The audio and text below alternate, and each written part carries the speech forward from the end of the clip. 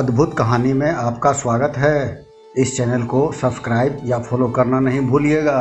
साथ ही शेयर और लाइक करना बिल्कुल नहीं भूलिएगा।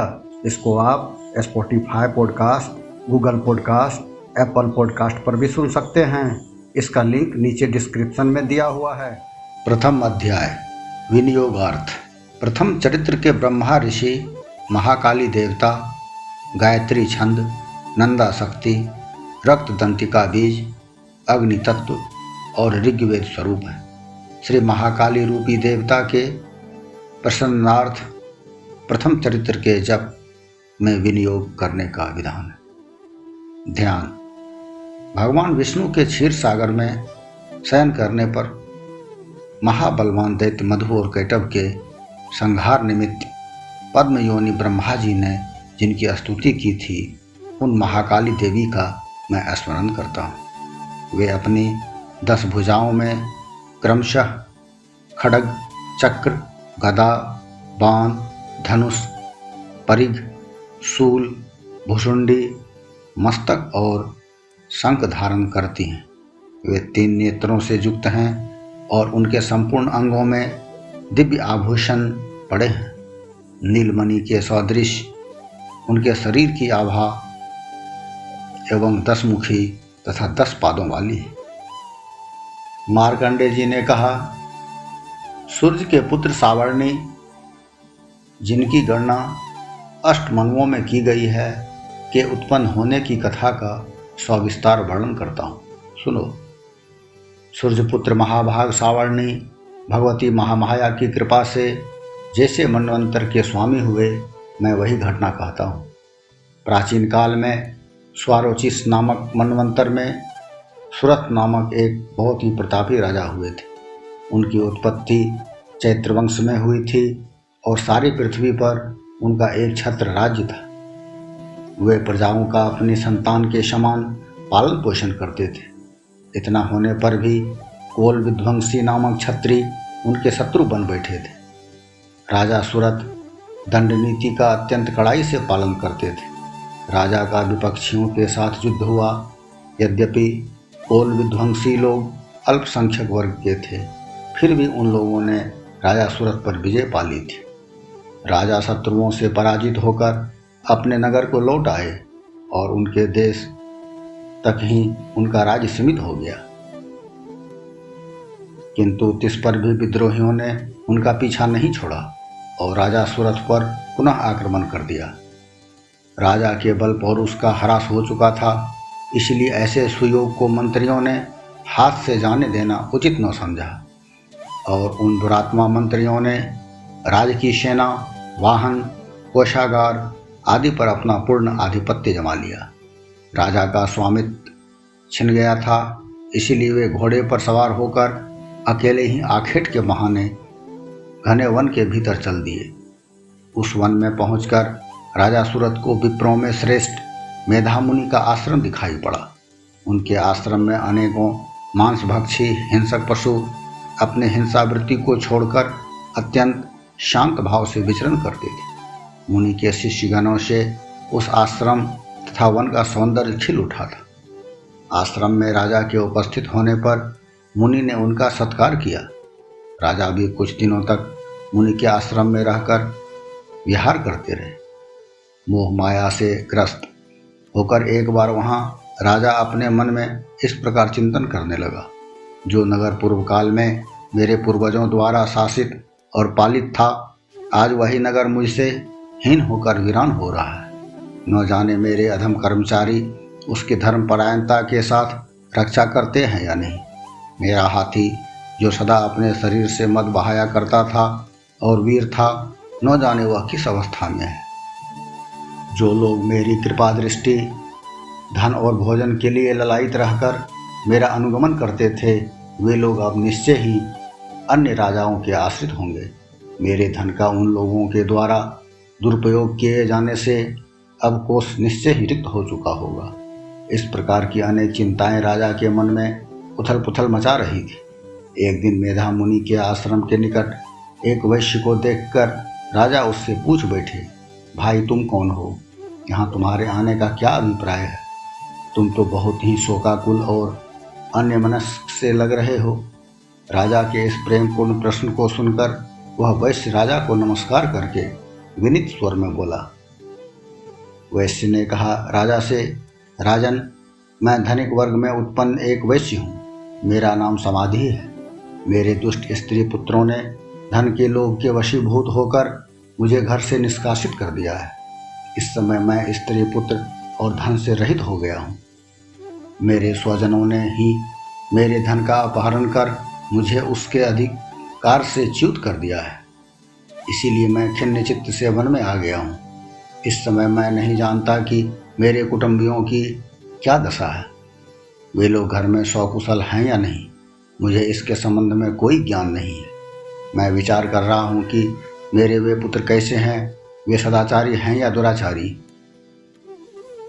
राजा ने वैश्य से प्रश्न किया, जिन स्वजनों ने धन के लोभ में पड़कर तुम्हें घर से बाहर निकाल दिया, उन स्वार्थी बंधुओं के प्रति तुम्हें इतनी ममता किस लिए है? वैश्य ने उत्तर दिया, आपका मेरे संबंध में इस प्रकार पूछना उचित ही है। मैं क्या करूं, मेरा मन कुटुंबियों के प्रति निर्दय व्यवहार का नहीं हो रहा है। जिन लोगों ने धन की आकांक्षा से आदर, प्रेम और आत्मीयता की भावना का परित्याग कर मुझे इस दशा में पहुंचा दिया है, उन्हीं लोगों के प्रति मेरे मन में अगाध स्नेह तथा ममत्व का भाव है। हे महानुभाव, यह सब जानकर भी बंधु बांधवों के प्रति मेरे मन में जो प्रेम का समुद्र हिलोरे ले रहा है, यह क्या है? जानने का प्रयत्न करने पर भी मैं इस बात के रहस्य को नहीं समझ पा रहा हूँ।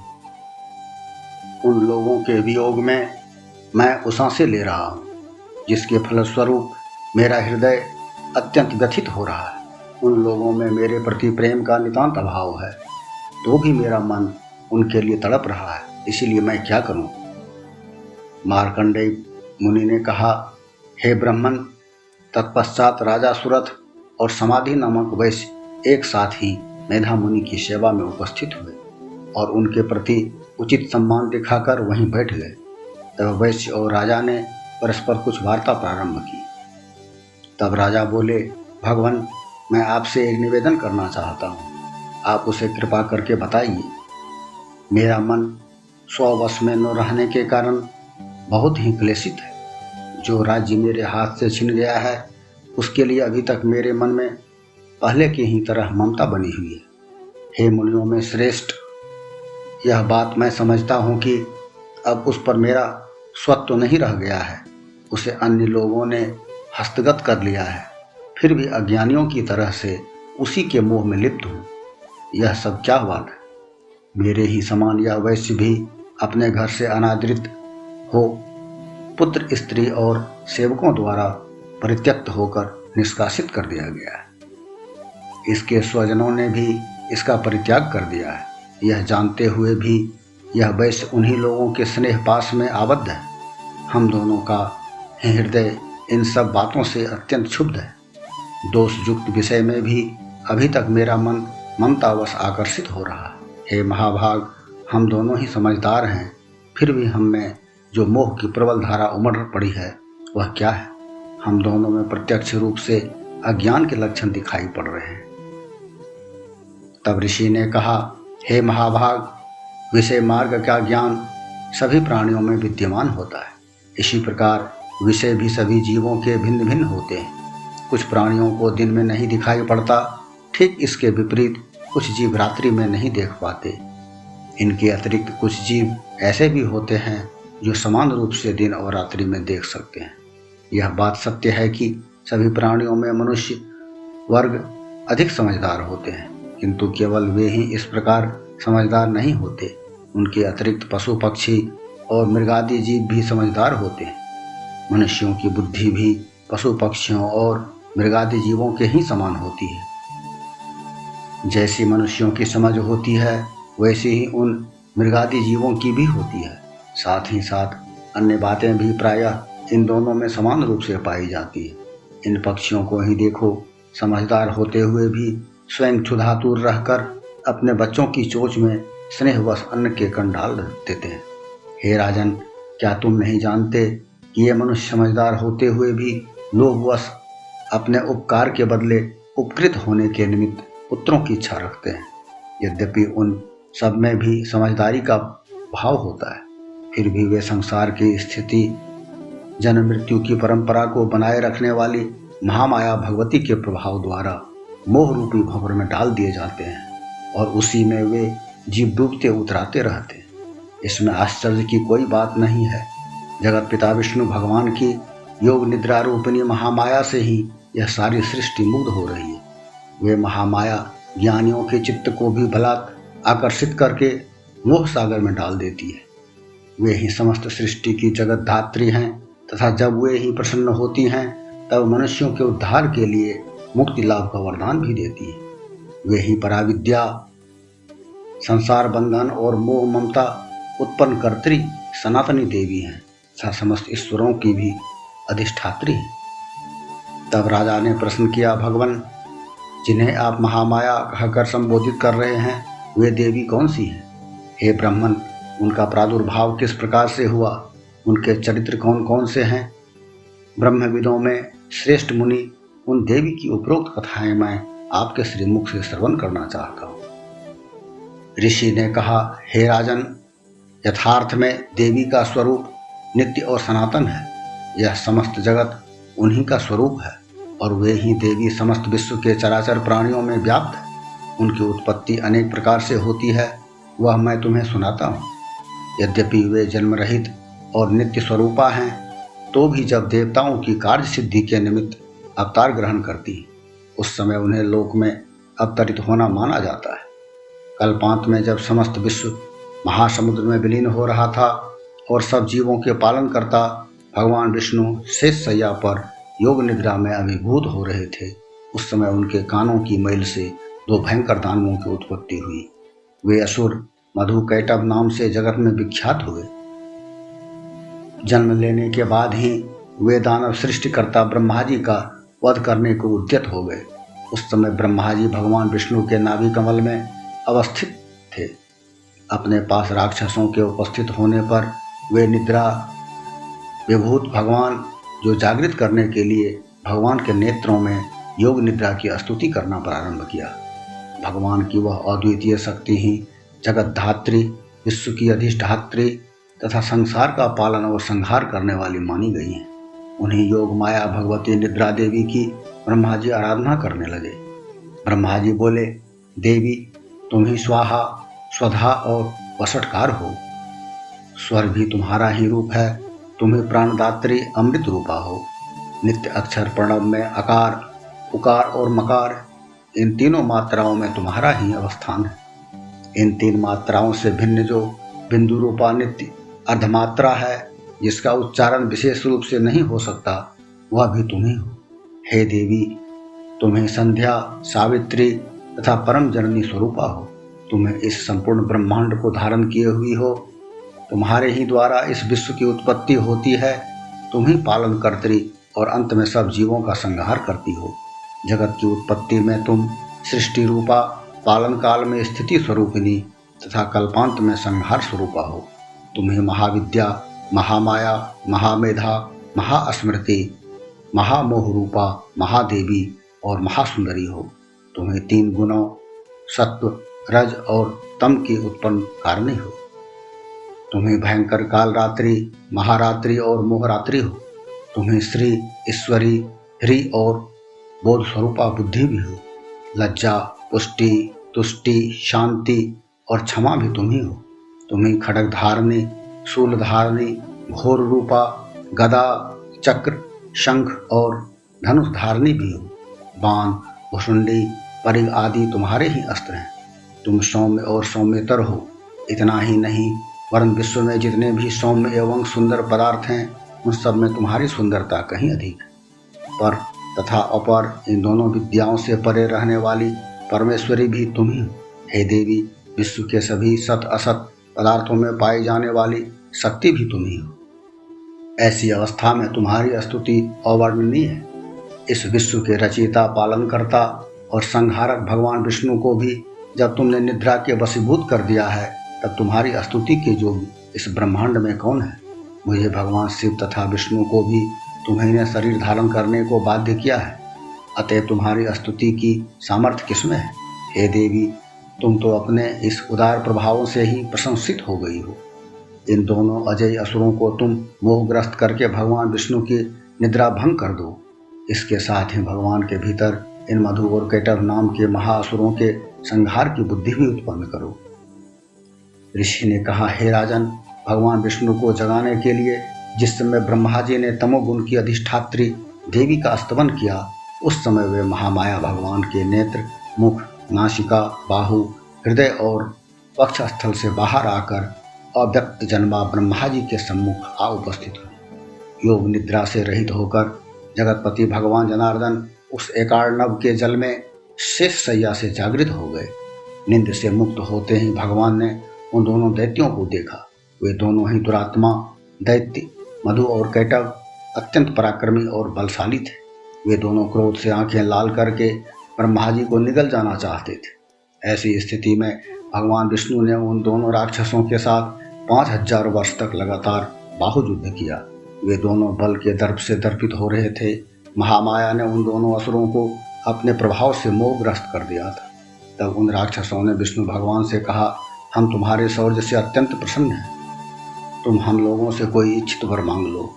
उनकी बात सुनकर भगवान ने कहा, यदि तुम दोनों मुझसे प्रसन्न हो तो तुम्हारी मृत्यु मेरे हाथों से हो।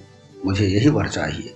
इसके सिवाय मुझे अन्य किसी प्रकार के वरदान की आवश्यकता नहीं है। ऋषि कहने लगे, जब उन राक्षसों ने संपूर्ण पृथ्वी को भ्रमवश जलमग्न समझा, तब भगवान से कहा, मेरा वध किसी शुष्क स्थल अर्थात जिस स्थान पर पृथ्वी जल में न डूबी हो में करो। ऋषि ने कहा, तब तथास्तु कहकर शंख चक्र गदा पद्मधारी भगवान विष्णु ने उन दोनों दैत्यों के मस्तक अपने जांघों पर रखकर सुदर्शन चक्र के द्वारा काट दिए। यह महामाया देवी ब्रह्मा जी की स्तुति से संतुष्ट होकर स्वयं ही आविर्भूत हुई थी। अब हम तुमसे उनके प्रभाव की महिमा का वर्णन करता हूँ, उसे श्रवण करो। इस प्रकार श्री मार्कंडेय पुराण के सावर्णिक मनवंतर कथा के अंतर्गत देवी महात्म्य में वर्णित मधुकैटभ वध नामक प्रथम अध्याय समाप्त। द्वितीय अध्याय, देवताओं के तेज से देवी की उत्पत्ति और महिषासुर सैन्य का विनाश। विनियोगार्थ, इस मध्यम चरित्र के विष्णु भगवान ऋषि, महालक्ष्मी देवता, उष्णिक छंद, शाकंभरी शक्ति, दुर्गा बीज, वायु तत्व और यजुर्वेद स्वरूप माना गया है। श्री महालक्ष्मी की प्रसन्नता के निमित्त मध्यम चरित्र के पाठ में इसका विनियोग वर्णित है। ध्यान, मैं कमलासन पर आसीन प्रसन्न वदना महिषासुर मर्दिनी भगवती श्री महालक्ष्मी का ध्यान करता हूँ, जिसके हाथ में रुद्राक्ष की माला, फरसा, गदा, बाण, वज्र, पद्म, धनुष, कुंडिका, दंड, शक्ति, खड्ग, ढाल, शंख, घंटा, सुरापात्र, शूल, पास और चक्र सुशोभित है। ऋषि ने कहा, प्राचीन काल में देवताओं और दानवों में 100 वर्ष तक तुमुल युद्ध हुआ था। इस युद्ध में दानवों का स्वामी महिषासुर तथा देवताओं के अधिपति इंद्रदेव थे। उस भीषण युद्ध में देवताओं की सेना महाबलवान दैत्यों के आगे टिक न सकी। समस्त देवताओं पर विजय लाभ कर दैत्यराज महिषासुर ने इंद्र के सिंहासन पर अपना आधिपत्य जमा लिया। तदंतर हारे हुए सभी देवगण सृष्टिकर्ता ब्रह्मा जी को अगुआ बनाकर उस स्थान पर गए जहाँ भगवान शिव तथा विष्णु विराजमान थे। वहाँ जाकर देवताओं ने महिषासुर के शौर्य तथा अपनी पराजय का आद्योपांत वर्णन किया। देवताओं ने कहा, भगवान महाबली महिषासुर सूर्य, चंद्र, अग्नि, वायु, इंद्र, यम, वरुण तथा अन्य देवताओं के अधिकार हस्तगत करके स्वयं ही सब देवों का स्वामी बन गया है। उस विधर्मी महिषासुर ने सभी देवों को उनके स्थान स्वर्ग से च्युत कर दिया है और अब वे निष्कासित देव भूतल पर मनुष्यों के समान भटक रहे हैं। असुरों की यह सारी घटना हमने आप लोगों के सम्मुख निवेदित कर दी। अब हम देवगण आपके शरणापन्न हुए हैं। आप विचार करके उस दानव के वध का कोई उपाय बतलाइए। देवताओं के मुख से ऐसी बात सुनकर भगवान विष्णु और शिव जी दैत्यों पर बहुत ही कुपित हुए। इस कांड से उन देवाधिदेव की भौहें चढ़ गई और मुंह टेढ़ा हो गया। तदंतर अत्यंत क्रोधित चक्रपाणी विष्णु भगवान के मुख से एक महान तेज का आविर्भाव हुआ। फिर ब्रह्मा और शंकर के शरीर से भी वैसा ही तेज निकला। इसी प्रकार इंद्र आदि अन्य देवों के शरीर से भी उसी प्रकार का तेज पुंज उत्पन्न हुआ। निकलने के बाद ही वे सभी तेज पुंज परस्पर मिलकर एक हो गए। वह महान तेज पुंज ज्वलंत पर्वत के सदृश जान पड़ने लगा। देवताओं ने देखा कि उसकी ज्वालाएं समस्त दिग्दिगांतों में व्याप्त हो रही है। समस्त देवों के शरीर से प्रादुर्भूत वह तेजपुंज अतुलनीय था। उस तेजपुंज के एक साथ मिलित होने से वह नारी के रूप में परिवर्तित हो गया और अपने प्रकाश से प्रकाशित होकर त्रैलोक्य में छा गया। भगवान शिव के शरीर से निकले हुए तेज से महामाया देवी का मुख प्रकट हुआ। यमराज के तेज से देवी के सिर के केस निकले और विष्णु भगवान के तेज से उनकी भुजाओं का निर्माण हुआ। चंद्रमा के तेज से स्तनद्वय, इंद्र के तेज से कटिभाग, वरुण के तेज से जांघ तथा पैर की पिंडली और पृथ्वी के तेज से नितंब की उत्पत्ति हुई। ब्रह्मा के तेज से दोनों पैर तथा सूर्य के तेज से अंगुलियां उत्पन्न हुई। अष्टवसुओं के तेज से हाथों की अंगुलियां और कुबेर के तेज से नासिका निर्माण हुआ। प्रजापति के तेज से दंतावली तथा अग्नि के तेज से 3 नेत्रों का प्रादुर्भाव हुआ। संध्या के तेज से भ्रकुटी, वायु के तेज से कान उत्पन्न हुए। इसी प्रकार अन्य सभी देवों के मिलित तेज से देवी की उत्पत्ति हुई। संपूर्ण देवों के मिलित तेज से प्रादुर्भूत उस देवी की मूर्ति को देखकर महिषासुर द्वारा संतप्त देवता लोग अत्यंत प्रमुदित हुए। पिनाकी शंकर भगवान ने अपने प्रमुख अस्त्र शूल में से एक शूल उन्हें दिया। फिर भगवान विष्णु ने अपने चक्र से दूसरे नए चक्र का निर्माण करके देवी को प्रदान किया। वरुण देव ने शंख, अग्निदेव ने शक्ति, वायु ने धनुष तथा बाण से पूरित 2 तरकस देवी को अर्पित किए। सहस्त्रलोचन देवराज इंद्र ने अपने वज्र से निर्मित एक वज्र तथा एरावत हाथी से उतारकर एक घंटा अर्पण किया। यमराज ने कालदंड द्वारा प्रादुर्भूत दंड, वरुण ने पास, प्रजापति ने स्फटिक काक्ष की माला और सृष्टिकर्ता ब्रह्मा ने उन्हें अपना कमंडलू अर्पित किया। देवी के समस्त रोमकूपों में सूर्य ने अपनी रश्मियों का तेज भर दिया। काल ने उन्हें अपनी चमचमाती हुई तलवार और ढाल दे डाला। क्षीर सागर ने उज्ज्वल हार, कभी जीर्ण न होने वाले 2 दिव्य वस्त्र, दिव्य चूड़ामणि, 2 कुंडल और कड़े, समुज्ज्वल अर्धचंद्र, भुजाओं के लिए केयूर, बाहुओं में धारण करने के लिए एक प्राचीन आभूषण बाजूबंद, दोनों चरणों में धारण करने के लिए विमल नुपुर, गले की उत्तम हंसली और सभी उंगलियों में धारण करने के लिए रत्नजटित अंगूठियां भी अर्पित की। विश्वकर्मा ने उन्हें अपना अत्यंत निर्मल फरसा प्रदान किया। इसके साथ ही साथ उन्होंने अनेकों प्रकार के अस्त्र और कभी विद्ध न होने वाले कवच दिए।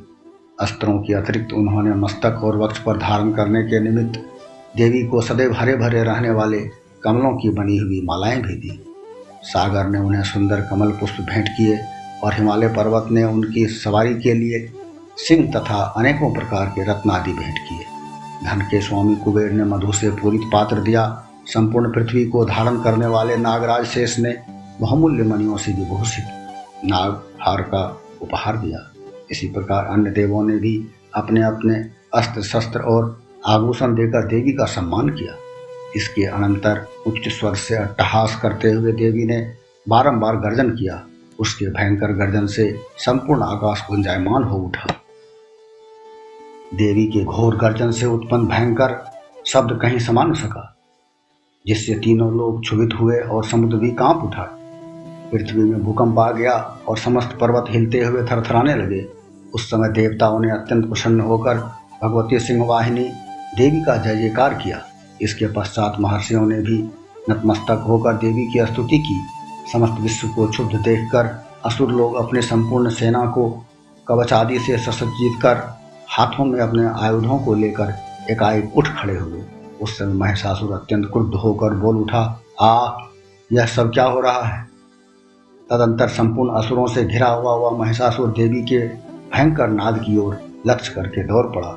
उसने सबसे आगे जाकर देखा, वह देवी अपनी अलौकिक प्रतिभा से त्रैलोक्य को प्रकाशित कर रही थी। उनके पदभार से पृथ्वी रसातल में बोझिल होकर दबी जा रही थी।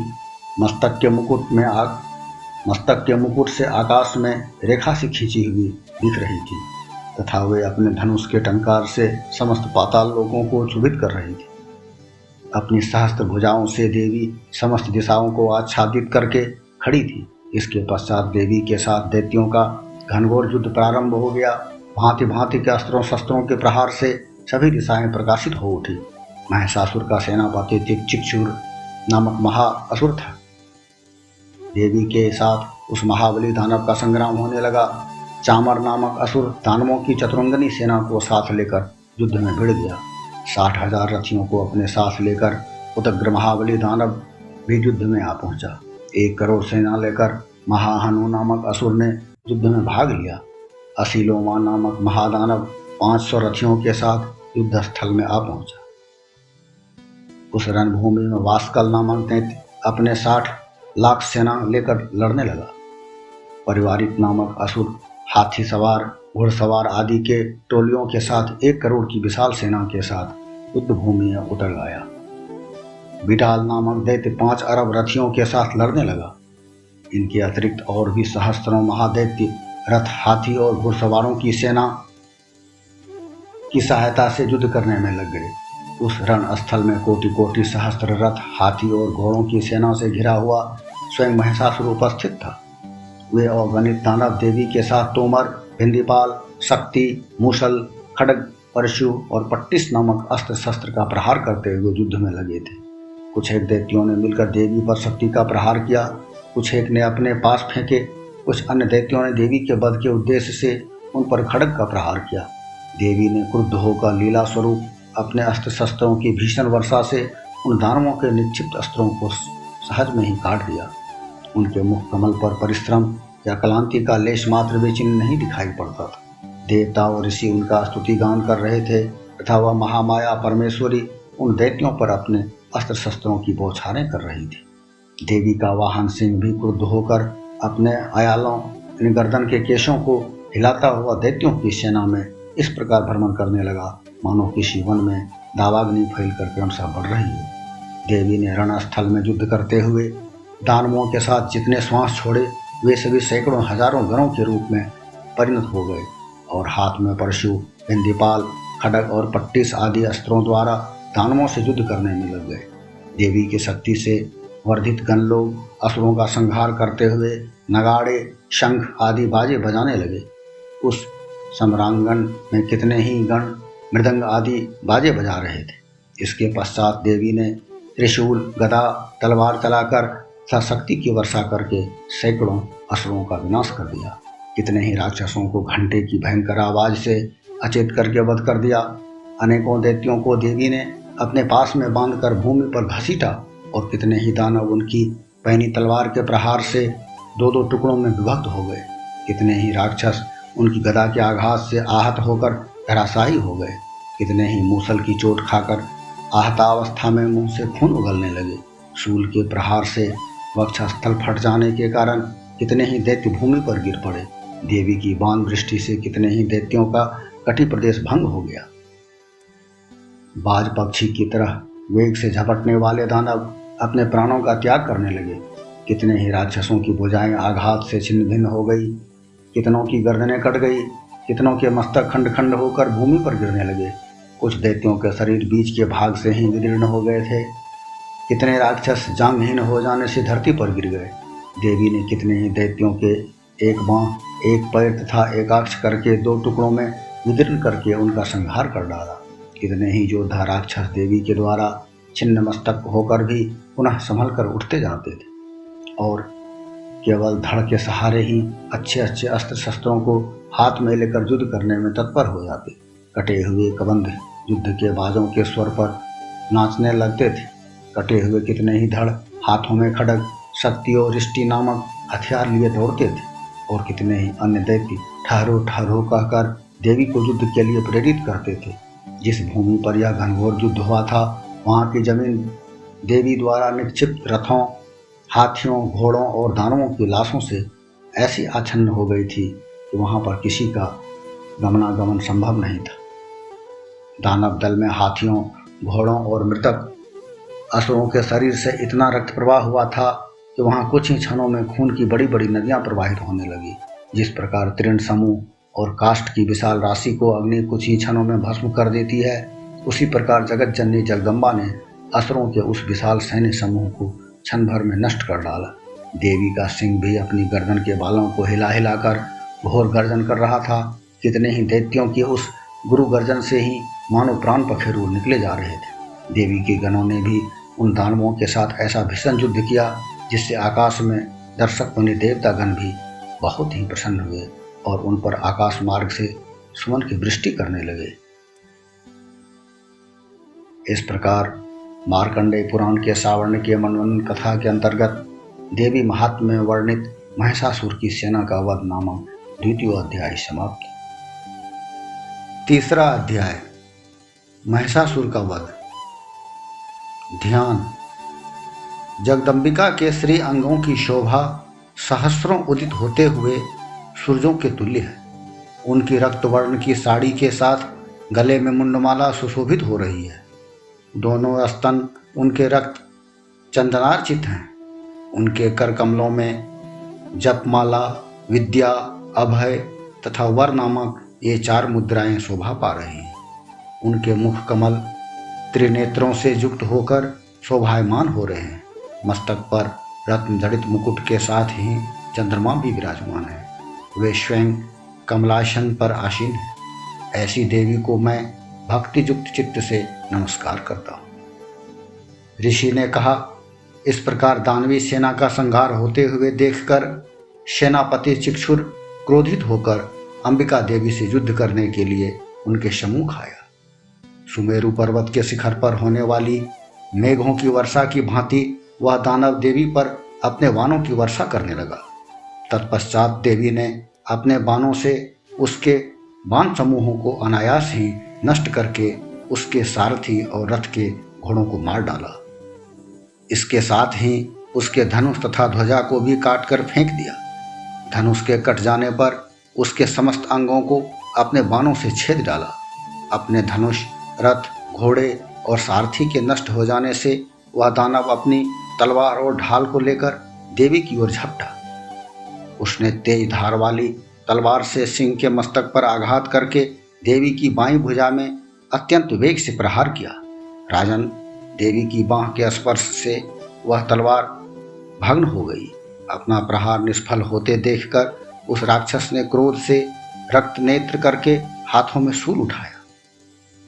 तब उस महादानव ने देवी भद्रकाली के ऊपर अपना शूल चलाया। वह आकाश मंडल से गिरते हुए सूर्यमंडल के समान अपने तेज से देदीप्यमान हो गया। बड़े वेग से उस शूल को अपनी ओर आते देखकर प्रत्युत्तर में देवी ने भी अपना शूल चलाया। देवी के शूल के प्रहार से दानव शूल के सैकड़ों खंड हो गए। साथ ही उस शूल के द्वारा महाबली सेनापति चिक्षुर का प्राणांत हो गया। महिषासुर के महावीर सेनानायक चिक्षुर के वधोपरांत देवताओं का पीड़क चामर नामक राक्षस हाथी पर सवार होकर लड़ने के लिए आया। उसने आते ही देवी पर शक्ति का आघात किया, परंतु जगदम्बिका ने उसे केवल हुंकार मात्र से ही घायल एवं निष्प्रभ करके तत्क्षण भूमि पर सुला दिया। अपनी खंडित शक्ति को देखकर चामर परम कुपित हुआ। क्रोध से भरकर उसने शूल का वार किया, किंतु देवी ने उस शूल को अपने बाणों द्वारा काट गिराया। इतने में अवसर पाकर देवी का सिंह हाथी के मस्तक पर उछल पड़ा और दानव के साथ बाहुयुद्ध करने को उद्यत हुआ। वे दोनों लड़ते लड़ते हाथी से भूमि पर उतर आए और अत्यंत क्रोधित होकर परस्पर प्रचंड प्रहार करते हुए लड़ने लगे। तत्पश्चात देवी का सिंह आकाश की ओर प्रबल वेग से उछल पड़ा और गिरते समय अपने पैने पंजों के प्रहार से चामर का सिर धड़ से भिन्न कर दिया। इसी प्रकार उदग्र दैत्य पत्थरों और वृक्षों की चोट खाकर रणस्थल में देवी के हाथों मारा गया और कराल राक्षस भी दांतों, घूसों एवं थप्पड़ों की मार से भूमि पर गिर पड़ा। गदा के प्रहार से देवी ने उद्धत नामक राक्षस को चकनाचूर कर दिया। बिंदीपाल से वास्कल एवं बाणों से ताम्र तथा अंधक को यमराज के घर भेज दिया। त्रिनयना परमेश्वरी ने अपने त्रिशूल से उग्रासी, उग्रवीर्ज तथा महाहनु नामक दानव को मार गिराया। विटाल दैत्य के मस्तक को तलवार के आघात से मुंडहीन कर दिया। दुर्धर और दुर्मुख नामक दोनों राक्षसों को अपने बाणों से बींधकर यमालय में भेज दिया। इस प्रकार अपनी सेना का क्षय होते देखकर महिषासुर ने भैंसे का रूप बनाकर देवी के गणों को त्रस्त करना आरंभ किया। वह राक्षस किसी किसी को तुथुन से मारकर, किसी किसी पर खुरों के प्रहार से, किसी किसी को पूंछ की चोट से और कुछ को अपने सिंगों से विदीर्ण कर दिया। कुछ गणों को प्रबल वेग से, किसी को सिंहनाद के द्वारा, किसी को घुमाकर और कितने को अपने निःश्वास वायु के झोंकों से भूमि पर गिरा दिया। इस प्रकार गणों की सेना को तितर बितर करके वह राक्षस भगवती के सिंह को मारने के लिए वेग से झपट पड़ा। इससे महामाया को अतीव क्रोध उत्पन्न हुआ। उधर महाबली महिषासुर भी क्रुद्ध होकर भूमि को अपने खुरों से खोदने लगा और अपने सिंगों से उठाकर बड़े बड़े पर्वतों को फेंककर गर्जन करने लगा। उसके वेग से घुमाने के कारण पृथ्वी अत्यंत क्षुभित होकर फटने सी लगी। उसकी पूंछ से टकराकर सागर पृथ्वी को जलमग्न करने लगा। हिलते हुए सिंगों के प्रहार से बादलों के समूह छिन्न भिन्न हो गए। उसके श्वास की प्रबल वायु के कारण उड़ते हुए सैकड़ों पर्वत आकाश से भूमि पर गिरने लगे। उस महादानव के क्रोध की मुद्रा का अपनी ओर लक्ष्य देखकर चंडिका देवी ने भी उसको मारने के लिए उस पर महान क्रोध प्रकट किया। सर्वप्रथम देवी ने अपना पास फेंककर उस महाबली असुर को बांध लिया। उस महारण स्थल में बंध जाने पर उस राक्षस राज ने भी अपने बनावटी महिष स्वरूप का परित्याग कर दिया। तुरंत ही वह दैत्य मायावी सिंह के रूप में देवी के सामने आ गया। ऐसी स्थिति में जैसे ही अंबिका ने उसका शिरच्छेदन करना चाहा, त्यों ही वह राक्षस खड्गधारी पुरुष वेश में दिखाई पड़ने लगा। देवी ने तत्काल ही बाण दृष्टि करके ढाल और तलवार के सहित उस महिषासुर को भेद दिया। तब वह मायावी राक्षस गजराज के रूप में परिवर्तित हो गया। गजराज के वेश में वह राक्षस अपनी सूंड से देवी के विशाल सिंह को खींचने और गरजने लगा। खींचने का प्रयास करते ही देवी ने अपनी तलवार से उसकी सूंड काट ली। तदंतर उस महादानव ने पुनः अपने पहले वाले भैंसे के रूप को ग्रहण कर लिया और पहले की तरह चराचर प्राणियों सहित त्रैलोकी को आतंकित करने लगा। तत्पश्चात जगत जननी चंडिका भवानी बारंबार उत्तम मधुपान करते हुए आंखें लाल करके हंसने लगी। वह राक्षस बल और पराक्रम के मद में उन्मत्त की भांति घोर गर्जन करने लगा और अपने सिंगों पर उठाकर पर्वतों को देवी पर निक्षेप करने लगा। उस समय उसके चलाए हुए पर्वतों को देवी अपने बाणों से विचूर्ण करते हुए बोली। मधु के मद से बोलते समय उनका मुख लाल हो रहा था और जिह्वा लड़खड़ा रही थी। देवी बोली, ओ मूढ़, मैं जब तक मधुपान करती हूँ तब तक तू खूब मनमानी गरज ले। मेरे हाथ से यहीं तेरी मृत्यु होने पर अब शीघ्र ही देवगण भी गर्जन करेंगे। ऋषि ने कहा। ऐसा कहकर देवी उछलकर उस दैत्य पर चढ़ बैठी। अपने पैरों से उसे दबोचकर देवी ने शूल से उसके कंठस्थल में प्रहार किया। दबाव के शिकंजे में जकड़ा होने पर भी महिषासुर अपने मुख से दूसरे रूप में बाहर होने लगा। अभी वह शरीर के अर्धभाग से ही बाहर निकल सका था कि देवी ने अपने बल से उसे रोक दिया। वह दैत्य अर्ध निर्गतावस्था में ही देवी के साथ युद्ध में लग गया। तब देवी ने बहुत बड़ी तलवार से उसके मस्तक का छेदन कर दिया। महिषासुर के मरते ही उसकी बची खुची सेना हाहाकार करती हुई भाग खड़ी हुई तथा समस्त देव अत्यंत आनंदित हुए। देवताओं ने दिव्य महर्षियों के साथ मिलकर भगवती दुर्गा की स्तुति की।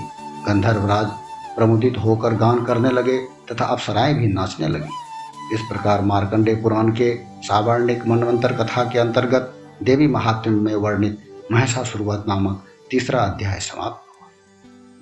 चौथा अध्याय इंद्रादि देवों द्वारा देवी का स्तुति गान। ध्यान।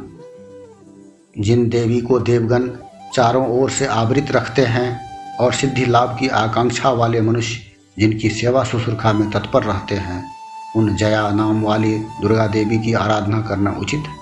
उनके अंगों का वर्ण काले मेघों के समान श्याम रंग का है। उनके कटाक्ष मात्र से ही शत्रु समूह भयाकुल हो उठता है। उनके मस्तक पर चंद्रमा की रेखा बद्ध होकर शोभायमान होती है।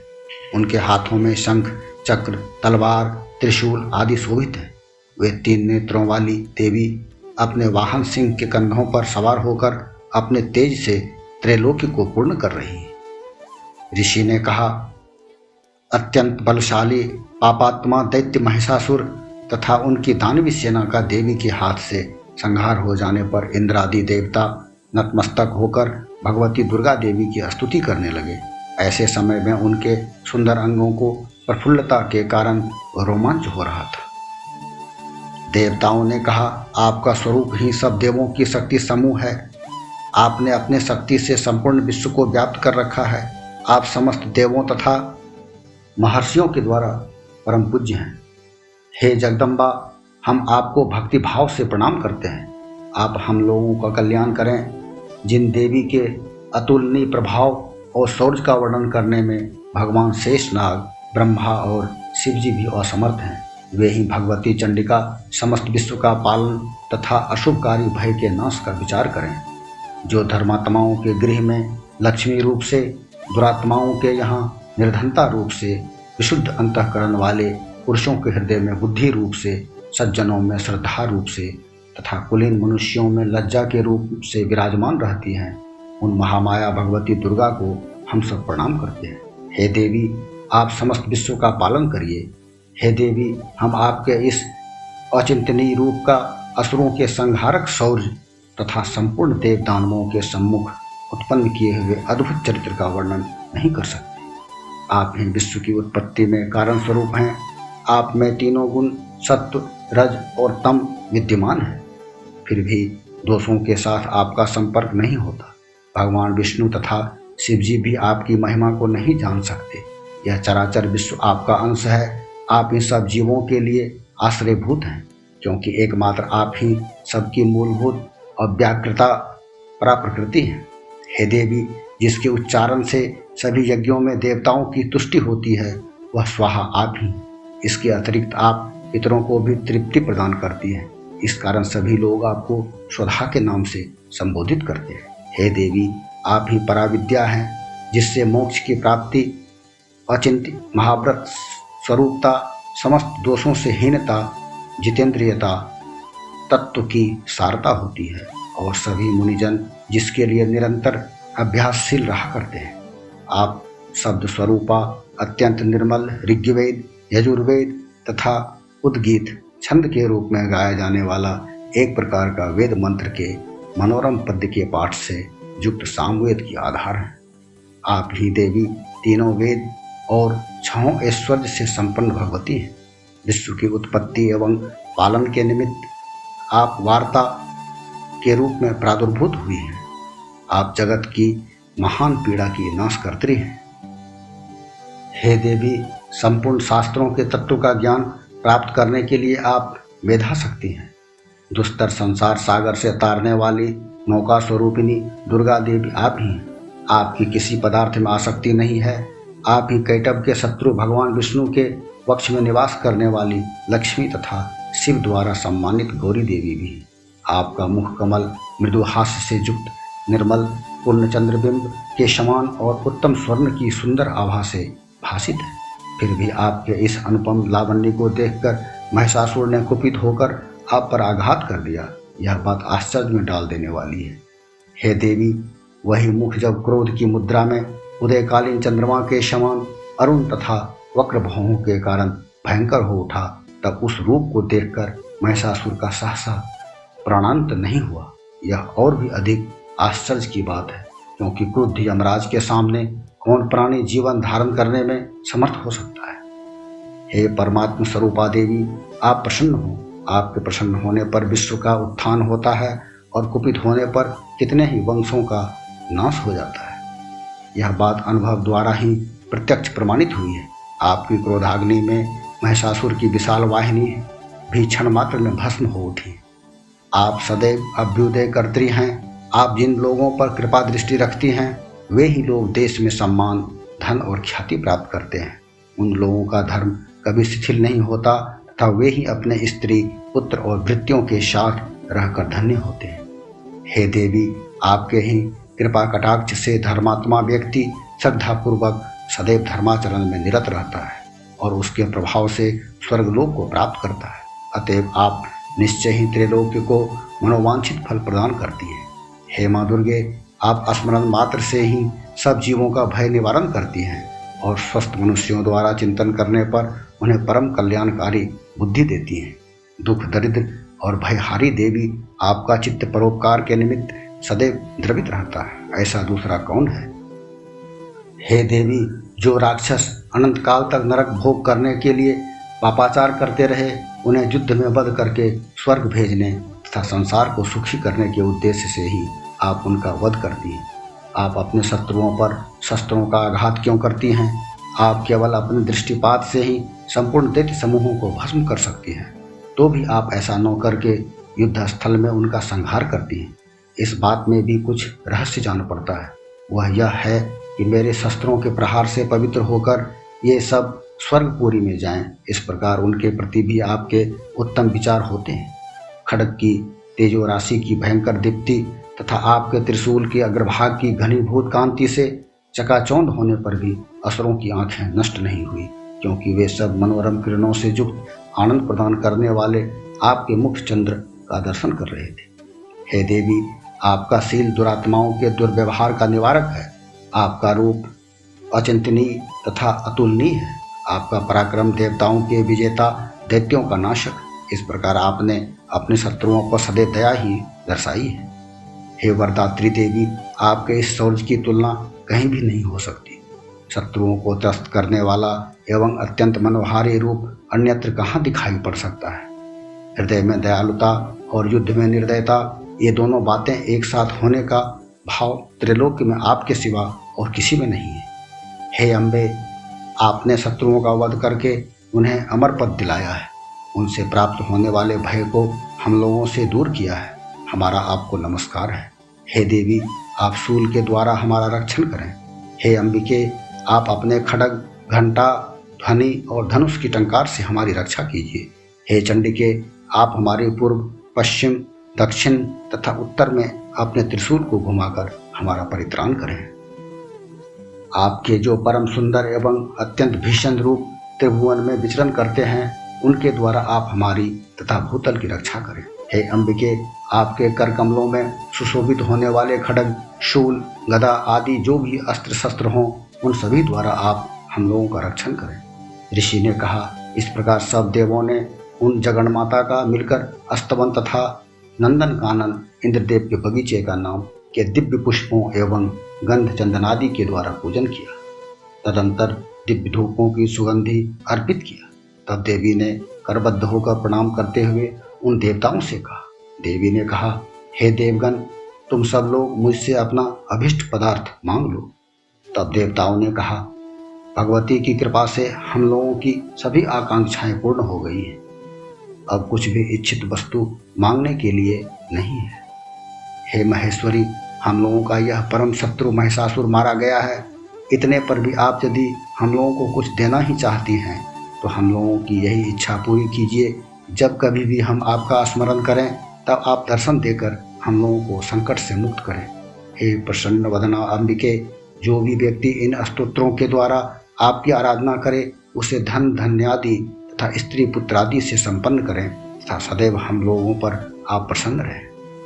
ऋषि बोले, हे राजन, देवी ने अपने तथा विश्व के कल्याणार्थ जब भद्रकाली देवी को स्तुति द्वारा प्रसन्न किया, तब वे तथास्तु ऐसा ही हो कहकर वहीं अंतर्निहित हो गई। हे राजन, पूर्व काल में त्रिलोक की हिताकांक्षिणी देवी जिस प्रकार देवों के शरीर से प्रादुर्भूत हुई थी, वह शव कथा मैंने तुम्हें सुना दी। इसके पश्चात देवों की हितकारिणी देवी दुष्ट दैत्यों तथा शुंभ और निशुंभ नामक राक्षसों के संहार के लिए जिस प्रकार गौरी देवी के अंगों से अवतरित हुई थी, उसका वर्णन मैं तुमसे सुनाता हूँ। इस प्रकार मार्कंडेय पुराण के सावर्णिक के मनवंतर कथा के अंतर्गत देवी महात्म्य में वर्णित इंद्रादि स्तुति नामक चौथा अध्याय समाप्त। पांचवां अध्याय, देवों द्वारा देवी की स्तुति, चंडमुंड द्वारा देवी के पास दूत प्रेषण एवं पुनः दूतों का प्रत्यावर्तन।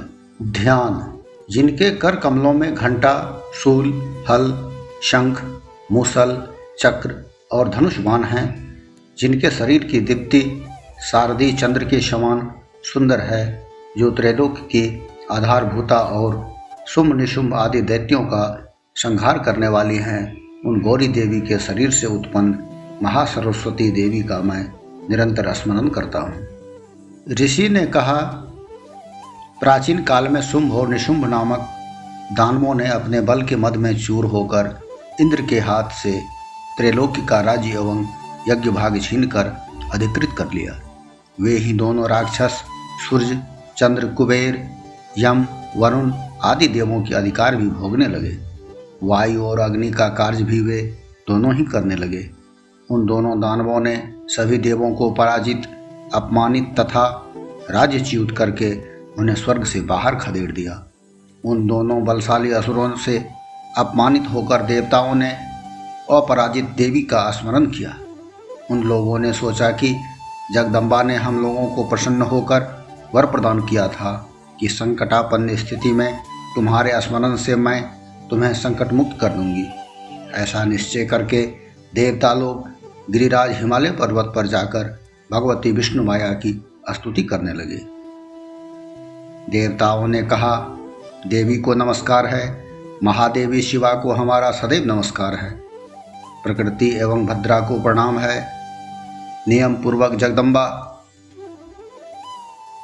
को हम लोग प्रणाम करते हैं, रौद्रा, नित्या, गौरी एवं धात्री को बारंबार नमस्कार है, ज्योतिष्नामयी चंद्र रूपिणी एवं सुख स्वरूपिणी देवी को सदैव नमस्कार है, शरण में आगतों की कल्याणकारिणी वृद्धि एवं सिद्धि रूपिणी देवी को हमारा बारंबार प्रणाम है, नैऋति राजाओं की लक्ष्मी तथा सर्वाणी स्वरूपा जगत जननी को हम प्रणाम करते हैं, दुर्गा, संकटहारिणी, सर्वसारभूता, सर्वकारिणी, ख्याति, कृष्णा और धूम्रा देवी को मेरा सतत प्रणाम है, अत्यंत सौम्या, अत्यंत रौद्रा देवी को हम बार बार प्रणाम करते हैं, जगत की आधारभूता कृति देवी को पुनः पुनः हमारा प्रणाम है, सब प्राणियों में विष्णु माया के नाम से कही जाने वाली देवी को मेरा सतत नमस्कार है, सभी प्राणियों में चेतना कहलाने वाली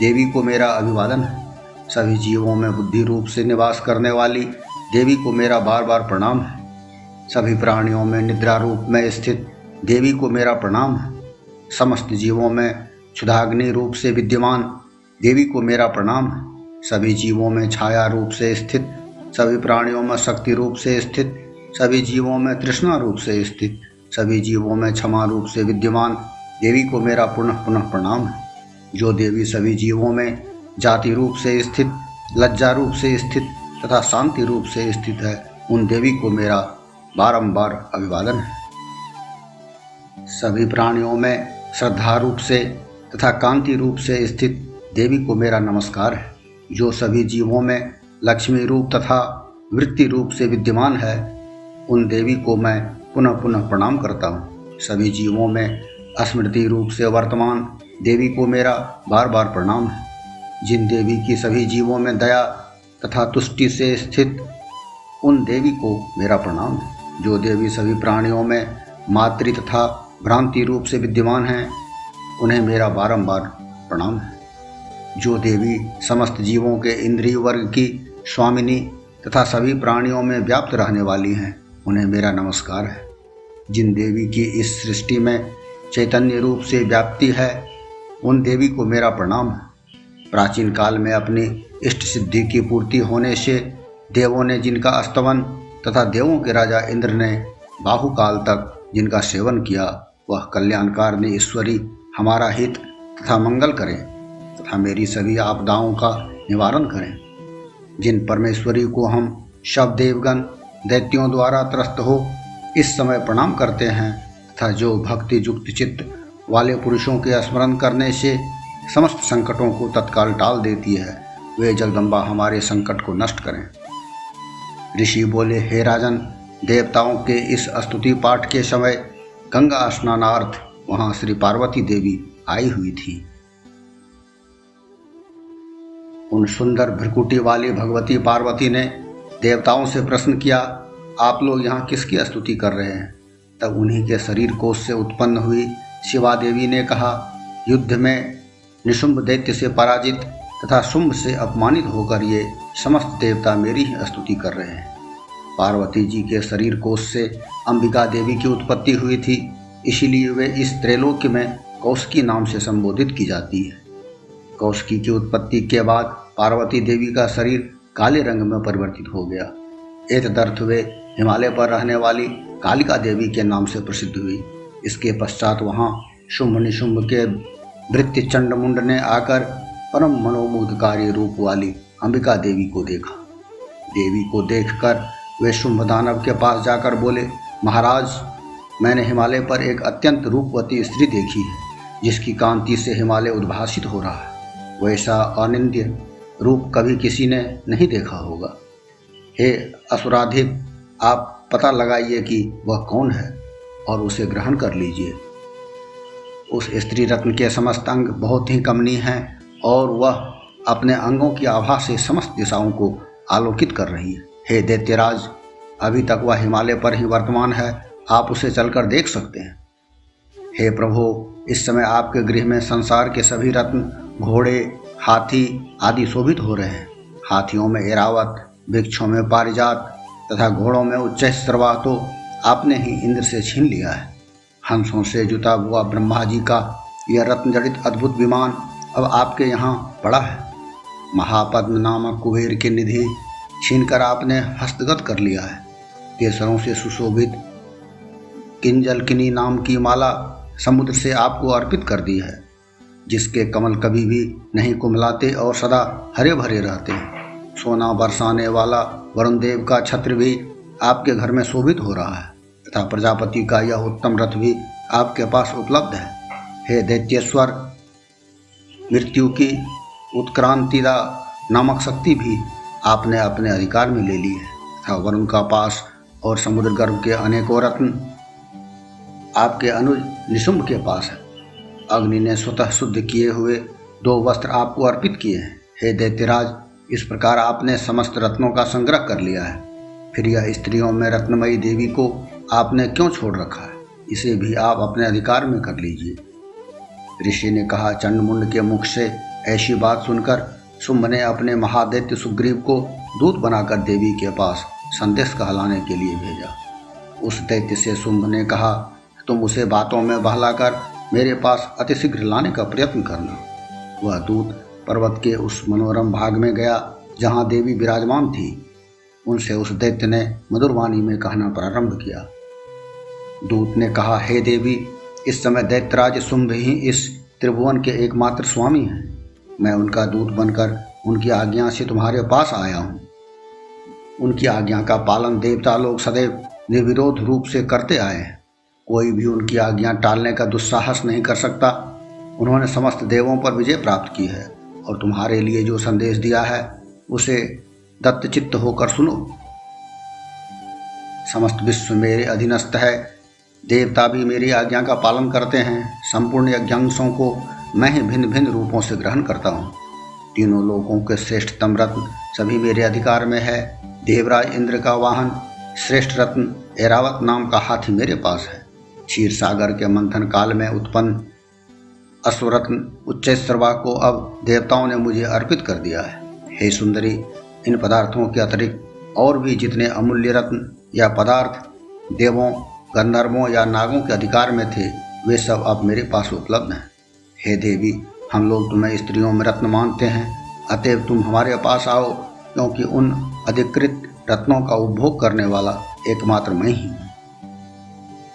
हे चंचल सुंदरी, तुम मेरे या मेरे भाई महापराक्रमी निशुंभ के पास रहकर दुर्लभ सुखों का उपभोग करो, क्योंकि तुम रत्न स्वरूपिणी हो।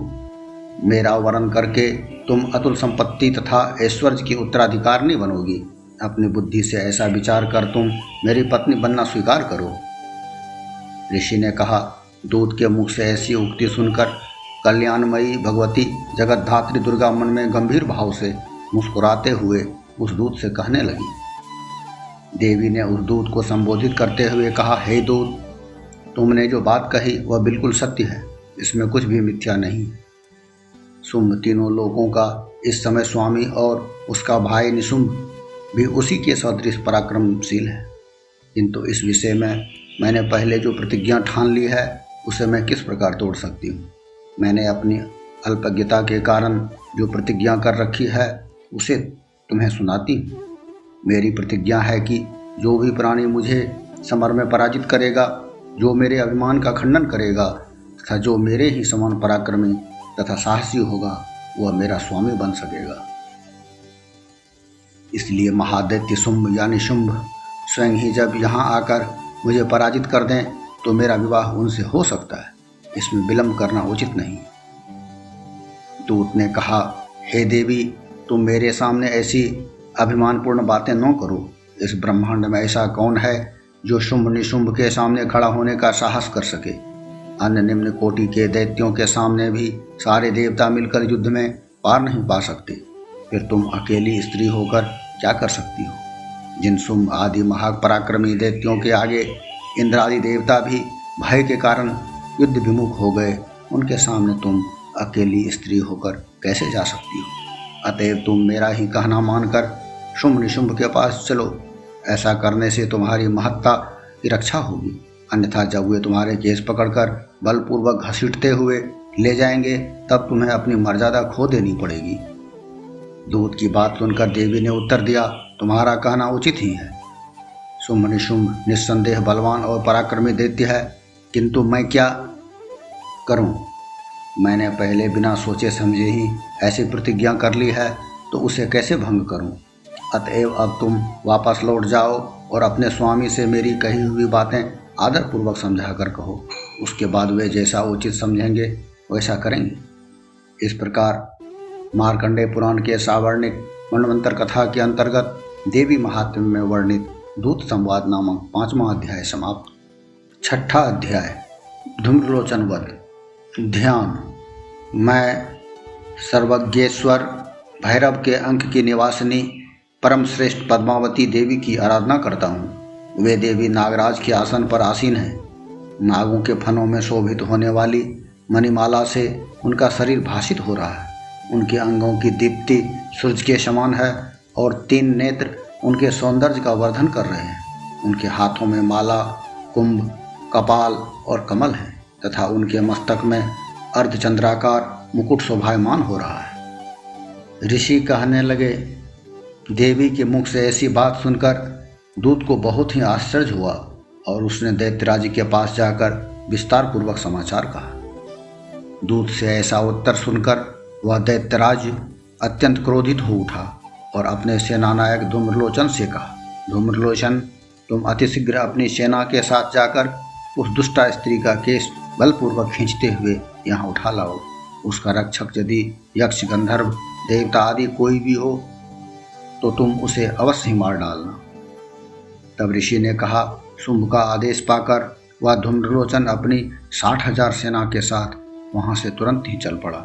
वहाँ पहुँचकर उसने हिमालय पर निवास करने वाली देवी को देखा और ललकार कर आदेश भरे स्वर में कहा, अरे तू मेरे स्वामी शुंभ निशुंभ के पास चल। यदि इस समय तू स्वेच्छा से मेरे साथ नहीं चलेगी तो मैं तेरे केस पकड़कर घसीटते हुए जबरन तुम्हें ले चलूँगा। तब देवी ने उससे कहा, तुम दैत्यराज के आदेश से आए हो और तुम स्वयं भी बलवान हो तथा तुम्हारे साथ इस समय विशाल वाहिनी भी है। ऐसी अवस्था में यदि तुम मुझे बलात् भी ले चलोगे तो मैं तुम्हारा क्या बिगाड़ सकूंगी। ऋषि ने कहा। देवी के उत्तर से धूम्रलोचन उनकी ओर दौड़ पड़ा। तब देवी अंबिका ने हुंग शब्द का उच्चारण करके उसे भस्मीभूत कर डाला। तत्पश्चात क्रुद्ध हुए उस विशाल सेना ने देवी पर आक्रमण कर दिया। फिर अंबिका और राक्षसी सेनाओं में तीक्ष्ण मानव शक्तियों तथा फर्शों का युद्ध आरंभ हो गया। इतने में ही देवी का वाहन सिंह भी क्रोध से गर्जन करके अपने गर्दन के बालों को हिलाता हुआ असुरों की सेना में कूद पड़ा। उस सिंह ने कुछ राक्षसों को पंजों के खरोंच से, कितनों को अपने जबड़ों से विदीर्ण करके और कितनों को धराशायी करके ओष्ठ की दाढ़ों का प्रहार करके मार डाला। कितने दानवों का उस सिंह ने अपने नाखूनों से पेट फाड़ दिया। कितनों का सिर थप्पड़ मारकर धड़ से अलग कर दिया। कितनों की भुजाएं और मस्तक उसने काट खाए तथा अपनी गर्दन के बाल हिलाते हुए कितनों के ही पेट चीरकर उसने रक्तपान कर डाला। अत्यंत क्रोधित देवी के उस वाहन महाबली सिंह ने क्षण मात्र में ही सारी दानवी सेना का अंत कर दिया। शुंभ राक्षस को जब यह समाचार मिला कि युद्ध में धूम्रलोचन मारा गया और उसकी सेना सिंह के द्वारा नष्ट हो गई, तब वह अत्यंत कुपित हुआ। क्रोध में आकर उसके अधरोष्ट कंपित हो उठे। उसने चंडमुंड नामक 2 महाबली दैत्यों को आदेश दिया, हे चंडमुंड, तुम लोग अपनी विशाल सेना लेकर जाओ और उस देवी को घसीट कर अथवा उसे बांध कर पकड़ लाओ। यदि इस प्रकार उसका आना कठिन हो तो उस पर समस्त दानवी सेना के शस्त्रों का प्रहार करके वहीं पर वध कर देना। उस दुष्टा की हत्या हो जाने तथा सिंह के मारे जाने पर उस अंबिका को पास से बद्ध करके यहाँ तुरंत ही लौट आओ। इस प्रकार मार्कंडेय पुराण के सावर्ण्य के मनवंतर कथा के अंतर्गत देवी महात्म्य में वर्णित सेनापति शुंभ निशुंभ एवं धूम्रलोचन वध नामक 6वां अध्याय समाप्त। 7वां अध्याय चंडमुंड का वध। ध्यान। मैं मातंगी देवी का चिंतन करता हूँ। वे रत्न जटित सिंहासन पर विराजमान होकर बोलते हुए तोते के मधुर शब्द को श्रवण कर रही हैं। वे श्याम वर्ण वाली देवी अपने एक पाद कमल पर रखकर मस्तक पर अर्धचंद्र धारण किए हुए, कहलार फूलों की माला पहने हुए वे वीणा वादन कर रही हैं। उनके अंग में कंचुकी कसी हुई। वे लाल रंग की साड़ी धारण कर हाथ में शंख पात्र लिए हैं। उनके मुख पर मधु के हल्के नशे का आभास हो रहा है और उनके ललाट में बिंदी लगी हुई है। ऋषि ने कहा, इसके पश्चात शुंभ दैत्य के आदेश से वे चंडमुंड नामक दैत्य अपनी चतुरंगनी सेना को अस्त्र शस्त्र से सज्जित करके चल पड़े। वहां पहुंचकर पर्वतराज हिमालय के स्वर्णमय शिखर के ऊपर सिंह पर आरूढ़ देवी को देखा। वे मंद हास्य कर रही थी। उन देवी को देखकर दानवी सेना उन्हें पकड़ने के लिए झपट पड़ी। किसी राक्षस ने धनुष उठाया तो किसी ने म्यान से तलवार खींच ली और कुछ एक देवी के पास आकर खड़े हो गए। तब अंबिका ने उन पर अत्यंत क्रोध प्रकट किया। उस समय क्रोधानल में दग्ध होने के कारण उनका मुख काला दिखाई पड़ने लगा। उनकी भौहें तन गई और वहां से विकराल मुखी काली का प्रादुर्भाव हुआ। उनके हाथ में तलवार और पास था। वे चीते के चमड़े की साड़ी पहने नरमुंडों की माला से विभूषित होकर हाथ में विचित्र प्रकार की तलवार धारण किए हुए थी। उनके शरीर का मांस सूखकर केवल अस्थिपंजर शेष रह गया था, जिसके कारण उनकी आकृति बड़ी ही डरावनी लग रही थी। उनका मुख गह्वर बहुत विशाल था। जीभ लप लप करने के कारण वे बहुत ही भयंकर जान पड़ रही थी। उनके नेत्र भीतर की ओर गड्ढे में धंसे हुए और रक्तिम थे। वे भयंकर गर्जना से सभी लोगों को कंपित कर रही थी।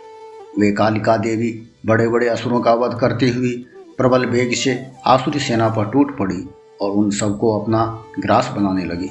वे देवी पार्श्वरक्षकों, अंकुशधारी महावतों, बड़े बड़े योद्धाओं और घंटाधारी कितने ही विशालकाय हाथियों को एक हाथ से पकड़कर मुंह में निगल लेती थी।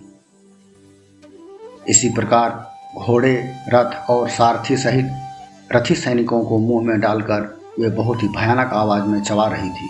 किसी के बाल खींचकर, किसी का गला दबोचकर, किसी को पैर तल से रौंदकर और किसी को छाती के धक्के से भूमि पर गिराकर यमलोक भेज देती थी। वे दैत्यों द्वारा निक्षिप्त बड़े बड़े अस्त्रों को मुंह से पकड़कर दांतों से चूर चूर कर डालती थी।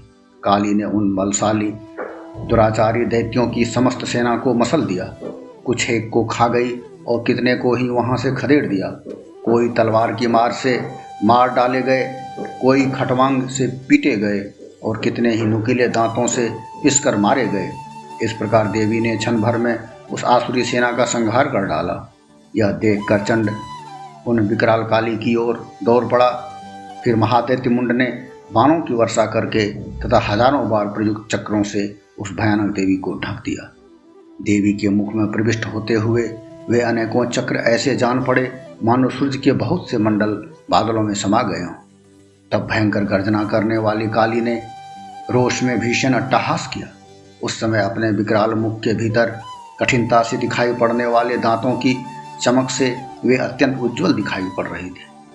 फिर तो देवी ने बहुत बड़ी तलवार से हंग शब्द का उच्चारण करके चंड के केस पकड़ लिए और अपनी तलवार से उसका मस्तक धड़ से अलग कर दिया। चंड को मरा देख मुंड देवी की ओर दौड़ पड़ा। तब देवी ने क्रोधित होकर अपनी तलवार के आघात से उसे भी धराशायी कर दिया। चंड मुंड के मरते ही बची खुची सेना भय से व्याकुल होकर रणभूमि से पलायित हो गई। तब देवी ने चंडमुंड के कटे हुए मस्तक को हाथ में लेकर चंडिका के पास पहुंचकर विकट अट्टहास करके कहा, हे देवी, मैंने इस महापशु चंडमुंड को तुम्हें अर्पित किया है। अब युद्ध भूमि में तुम शुंभ और निशुंभ का स्वयं ही संहार करना। ऋषि ने कहा। चंडमुंड के मस्तक को देखकर कल्याणमयी चंडी ने काली से मधुर स्वर में कहा, देवी, तुम चंड और मुंड को लेकर मेरे पास आई हो, इसलिए विश्व में तुम्हारी ख्याति चामुंडा के नाम से होगी। इस प्रकार मार्कंडेय पुराण के सावर्णिक मनवंतर कथा के अंतर्गत देवी महात्म्य में वर्णित चंडमुंड वध नामक 7वां अध्याय समाप्त। 8वां अध्याय रक्त बीज नामक असुर का वध। ध्यान। मैं अनिमा आदि सिद्धियों की रश्मियों से युक्त भवानी का ध्यान करता हूँ। उनका शरीर रक्तवर्ण, नेत्र करुणा की तरंगों से युक्त हैं तथा हाथों में पास, अंकुश, बाण और धनुष शोभित हो रहे हैं। ऋषि ने कहा, चंडमुंड दैत्यों के मारे जाने पर दैत्यराज शुंभ के मन में अत्यंत क्रोध उत्पन्न हुआ और उसने अपनी समस्त दानवी सेना को युद्ध के लिए एक साथ प्रस्थान करने की आज्ञा दी। शुंभ ने कहा, आज उदायुध नामक 86 दैत्य सेनानायक अपनी संपूर्ण सेनाओं के साथ युद्ध भूमि में चलें। कंबू नाम वाले दानवों के 84 सेनापति अपनी वाहिनी के साथ युद्ध स्थल में जाएं। 50 कोटि विरजकुल के और 100 धौम्रकुलोत्पन्न असुर सेनापति मेरी आज्ञा से युद्ध में रवाना हो जाएं। काल का दौहृद, मौर्ज और काल के दैत्य भी युद्ध के लिए मेरी आज्ञा से तुरंत तैयार होकर समरभूमि में चल दें। क्रूर शासक असुरपति शुंभ इस प्रकार सबको आदेश देकर स्वयं सहस्त्रों बड़े बड़े सैन्य दल के साथ युद्ध के लिए रवाना हुआ। उसकी विशाल सेना को अपनी ओर बढ़ते देखकर देवी चंडिका ने धनुष की टंकार से पृथ्वी और आकाश को गुंजायमान कर दिया। तत्पश्चात देवी के वाहन सिंह ने भी भयंकर शब्द से दहाड़ना शुरू कर दिया। फिर तो अंबिका ने घंटे के घोर रव से उस ध्वनि को और भी वर्धित कर दिया। धनुष की टंकार, सिंह की गर्जना और घंटे की ध्वनि से समस्त दिशाएं गुंजित हो उठी। उस भीषण शब्द से काली ने अपने विकट मुख को और भी विस्तृत कर लिया तथा इस प्रकार से वह पूर्ण विजयिनी बनी। उस भीषण नाद को सुनकर आसुर सेनाओं ने चंडिका, काली तथा सिंह को क्रोधपूर्वक चतुर्दिक से घेर लिया। हे राजन, इसी समय असुरों के संहार तथा देवताओं के उत्थान के लिए ब्रह्मा, शिव, कार्तिकेय, विष्णु तथा इंद्र आदि देवों की महान पराक्रम संपन्न शक्तियां भी उनके शरीरों से निकलकर उन्हीं के रूप में देवी चंडिका के पास गई। देवताओं के रूप, वेश, वाहन आदि के अनुरूप ही उनकी शक्तियां असुरों से युद्ध करने के लिए आ गई। सर्वप्रथम हंस की सवारी पर बैठी हुई अक्षसूत्र और कमंडलों से सुशोभित ब्रह्मा जी की शक्ति प्रकट हुई, जिसे ब्रह्माणी कहा जाता है। महादेव की शक्ति बैल पर आरूढ़ होकर, हाथों में श्रेष्ठ त्रिशूल धारण कर, शेषनाग का कंगन पहने, मस्तक में चंद्र रेखा से सज्जित होकर वहां आ गई। कार्तिकेय की शक्ति रूपा जगदम्बिका उन्हीं के अनुरूप मयूर पर आरूढ़ होकर, हाथ में शक्ति लेकर उन दानवों से युद्ध करने के लिए आ गई। इसी प्रकार भगवान विष्णु की शक्ति गरुड़ के वाहन पर विराजमान होकर शंख, चक्र, गदा, धनुष तथा खड्ग लिए वहां उपस्थित हुई। अनुपम यज्ञवाराह का रूप धारण करने वाले भगवान विष्णु की वह शक्ति भी वाराह शरीर धारण कर वहां आ गई। भगवान नृसिंह की नारसिंह शक्ति भी उन्हीं के अनुरूप शरीर धारण करके वहां आ पहुंची। उसकी गर्दन में बालों के झोंके से आकाश की तारिकाएं बिखर जाती थी। इसी प्रकार इंद्र की शक्ति हाथ में वज्र लिए ऐरावत हाथी पर आरूढ़ होकर आई। उस शक्ति के भी इंद्र के समान सहस्त्र नेत्र थे। तब उन समस्त देव शक्तियों से आवृत शिवजी ने चंडिका से कहा, मेरी प्रसन्नता के लिए तुम अब तुरंत ही इन असुरों का वध करो। तब देवी के शरीर से अत्यंत भीषण और अति उग्र चंडिका शक्ति प्रकट हुई, जिसके द्वारा सैकड़ों श्रृंगालिनों की आवाज़ हो रही थी। उस अपराजिता देवी ने धूमिल जटा वाले महादेव जी से कहा, भगवान, आप शुंभ निशुंभ के पास दूत के वेश में जाइए और उन दोनों दानवों से कहिए, उनके साथ ही युद्ध में उपस्थित अन्य दानवों को भी यह संदेश सुनाइए। दैत्यों, यदि तुम्हें जीने की चाह है तो पातालपुरी को लौट जाओ। इंद्र को त्रैलोकी का राज्य प्राप्त हो और देवगण यज्ञांश का उपभोग करे। यदि बल के मद में तुम सभी युद्ध के इच्छुक हो तो आओ, मेरी योगिनियाँ तुम्हारे कच्चे मांस भक्षण से तृप्ति पावें। उस देवी ने भगवान शिव को दूत का कार्य सौंपा था, इसीलिए वह शिवदूती के नाम से जगत में विख्यात हुई। वे दैत्य भी शिव जी के मुंह से देवी की बात सुनकर कुपित हो गए और कात्यायनी की ओर लपके। तत्पश्चात वे दैत्य क्रुद्ध होकर देवी पर बाण, शक्ति और रिष्टि आदि अस्त्रों की वर्षा करने लगे। तब देवी ने भी धनुष की टंकार करके दैत्यों द्वारा निक्षिप्त बाण, शूल, शक्ति, परशु आदि को खिलवाड़ में ही काट दिया। फिर काली आगे आकर राक्षसों को शूल के आघात से चीरने लगी और खटवांग के द्वारा उनको विध्वंस करती हुई रणस्थल में विचरण करने लगी। ब्रह्मानी भी अपना कमंडलू लेकर जिस ओर निकल जाती थी, उधर ही जल छिड़ककर शत्रुओं को तेज तथा पराक्रमहीन कर देती थी। माहेश्वरी ने त्रिशूल, वैष्णवी ने चक्र तथा कार्तिकेय ने अपनी शक्ति के प्रहार से दानवों का नाश प्रारंभ कर दिया। इंद्राणी के वज्र से आहत होकर सैकड़ों दैत्य खून की धारा बहाते हुए भूमि पर गिर पड़े। वाराही शक्ति ने कितने ही राक्षसों को थुथुन की चोट से नष्ट कर दिया। दाढ़ों के अग्रभाग से कितने ही छाती को विद्ध कर दिया तथा कितने ही चक्र की चोट खाकर धरती पर गिर पड़े। नारसिंही भी कितने ही दैत्यों को अपने नाखूनों से फाड़कर खा जाती और सिंहनाद करके संपूर्ण दिशाओं को गुंजाती हुई रणभूमि में विचरण करने लगी। कितने ही राक्षसगण शिवदूती के प्रबल अट्टहास से भयभीत होकर रणभूमि पर लौटने लगे। उनके गिरते ही शिवदूती उन्हें अपना भक्ष बना लेती थी। इस प्रकार क्रुद्ध देवियों के द्वारा बड़े बड़े असुरों का संहार होते देख दानवी सेना पलायित होने लगी। मातृगणों से त्रस्त होकर युद्ध से विमुख होते दैत्यों को देखकर रक्तबीज नामक महाअसुर अत्यंत कुपित होकर युद्ध भूमि में आ पहुंचा। उनके शरीर से खून की बूंदें टपकते ही उसी आकार का दूसरा दैत्य उत्पन्न हो जाता। महादैत्य रक्तबीज हाथ में गदा लेकर इंद्र शक्ति के साथ युद्ध करने लगा। तब ऐन्द्री ने अपने वज्र के प्रहार से उसे आहत कर दिया। वज्र से आहत होकर उसके शरीर से पृथ्वी पर रक्त टपकने लगा, जिससे उसी के समान अन्य दैत्य पैदा होने लगे। उनके शरीर से रक्त की जितने बूंदें पृथ्वी पर गिरी थी, उतने ही दैत्य उत्पन्न हो गए जो उसी के समान पराक्रमी थे। वे नए उत्पन्न राक्षस मातृगणों के साथ भयंकर युद्ध करने लगे। इंद्राणी के वज्र प्रहार से उसका मस्तक आहत होकर खून बहाने लगा, जिससे हजारों नए दैत्य उत्पन्न होकर सामने आ गए। वैष्णवी ने अपने चक्र से रक्तबीज पर प्रहार किया, फिर ऐन्द्री ने गदा की चोट से घायल कर दिया। वैष्णवी के चक्र से घायल होने के कारण उसके शरीर से बहुत अधिक रक्तपात हुआ, जिसके कारण इतने दैत्यों की उत्पत्ति हुई कि समस्त जगत व्याप्त हो गया। कौमारी ने शक्ति, वाराही ने खड्ग और माहेश्वरी ने त्रिशूल चलाकर रक्तबीज को आहत कर दिया। अत्यंत कुपित होकर रक्तबीज ने भी अपनी गदा से मातृशक्तियों पर आघात किया। शक्ति, शूल आदि के द्वारा घायल होने से उसके रक्त के द्वारा अगणित महादैत्य उत्पन्न हुए। इस प्रकार उस महादैत्य से उत्पन्न नए दैत्यों के द्वारा समस्त विश्व आच्छादित हो गया। इस दृश्य को देखकर देवता लोग भयभीत हो गए। देवताओं को हतोत्साहित देख चंडिका ने शीघ्रता से काली से कहा, चामुंडे, तुम अपना मुख और भी अधिक विस्तृत करो। मेरे शस्त्राघात से बहकर खून से उत्पन्न होने वाले महादैत्यों को तुम अपने इस वेगवान मुख से भक्षण कर डालो। इसी प्रकार रक्त से उत्पन्न होने वाले नए राक्षसों को तुम अपना भक्ष बनाकर रणस्थल में विचरण करती रहो। ऐसा करते रहने से जब उसके शरीर का संपूर्ण रक्त बहकर निकल जाएगा, तब वह स्वयं ही मृत्यु को प्राप्त होगा। उन भयंकर दैत्यों को जब तुम चबा डालोगी, तब दूसरे दैत्य उत्पन्न नहीं होंगे। ऐसा कहकर चंडिका देवी ने अपने शूल से रक्तबीज पर प्रहार किया और काली ने अपने मुख में उसका रक्त भर लिया। तब रक्तबीज ने चंडिका पर गदा से आघात पहुंचाया, किंतु गदा के उस प्रहार से देवी को कोई क्षति नहीं हुई।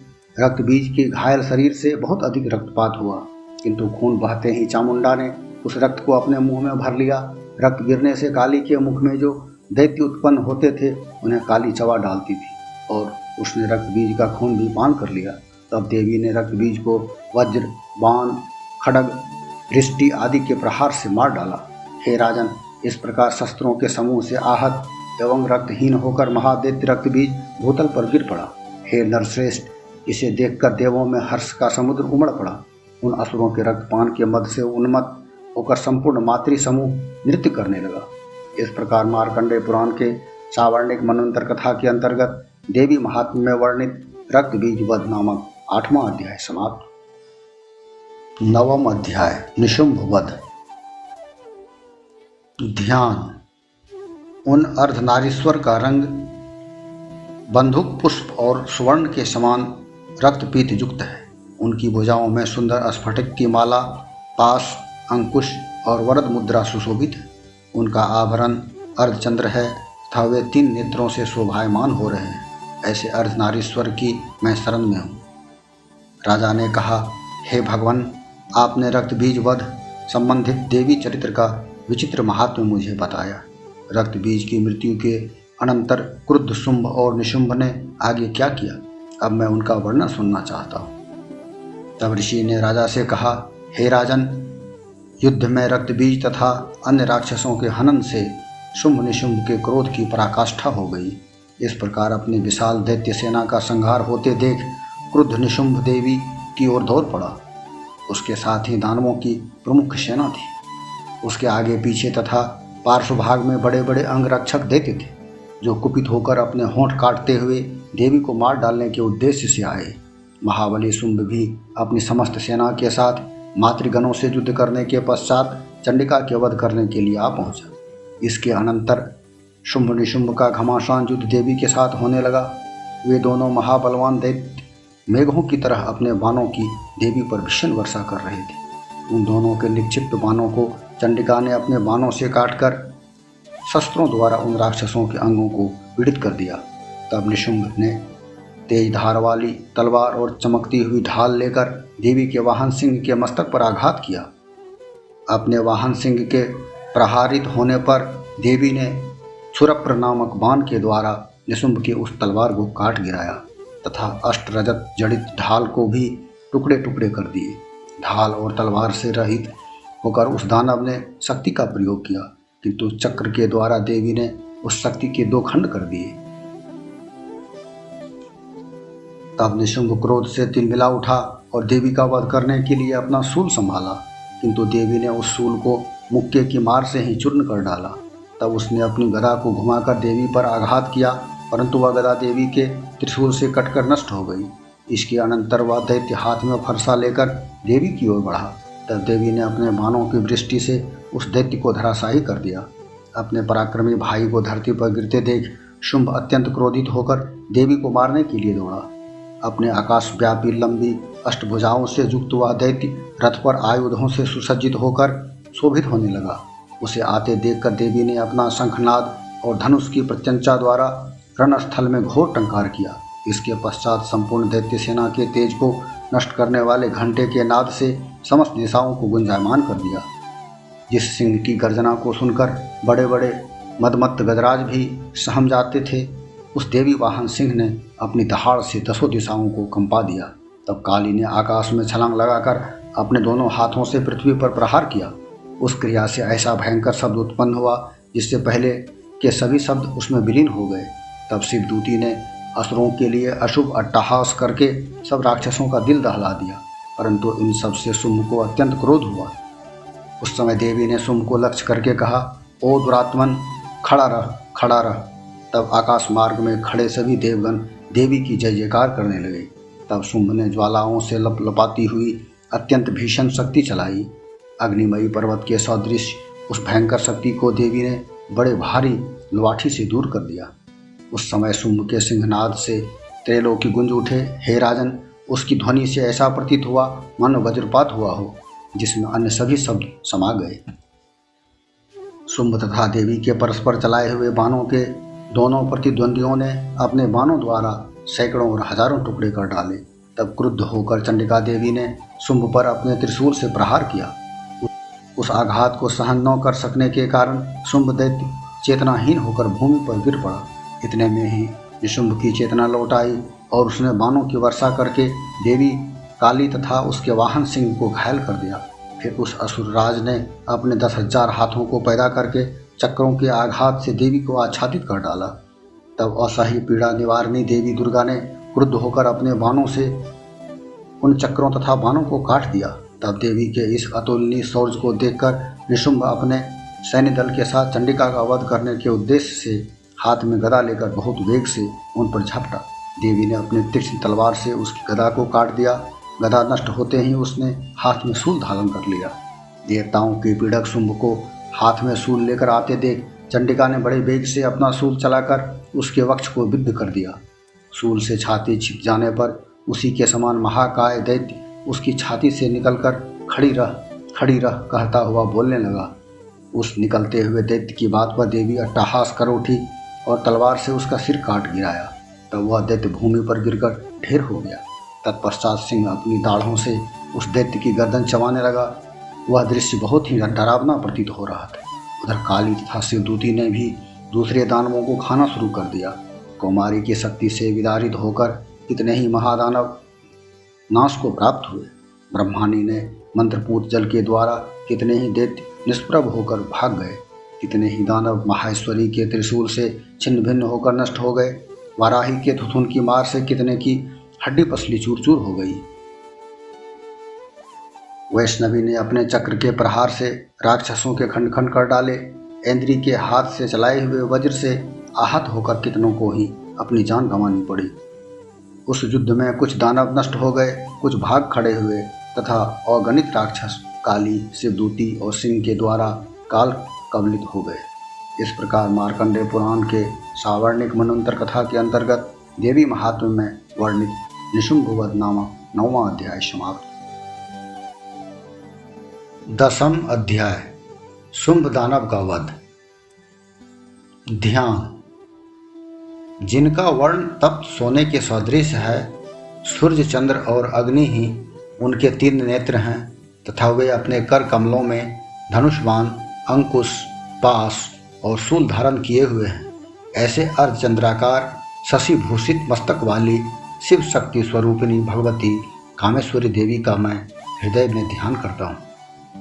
ऋषि ने कहा, हे राजन, अपने प्राण प्रिय भाई निशुंभ को मृत तथा सारी सेना का विनाश देखकर शुंभ ने क्रोधपूर्वक कहा, दुष्टा दुर्गे, तू अपने बल से गर्वित होकर मिथ्या अभिमान न कर। तू बड़ी स्वाभिमानी बनी फिरती है, किंतु दूसरी स्त्रियों के बल पर लड़ाई लड़ रही है। तब देवी ने कहा, ओ दुष्ट, मैं नितांत अकेली ही हूँ। देख, ये सब मेरी ही विभूतियाँ हैं, अतएव मुझ में ही सन्निहित हो रही है।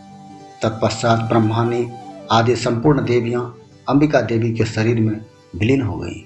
उस समय वहाँ पर केवल अंबिका देवी ही विद्यमान रह गई।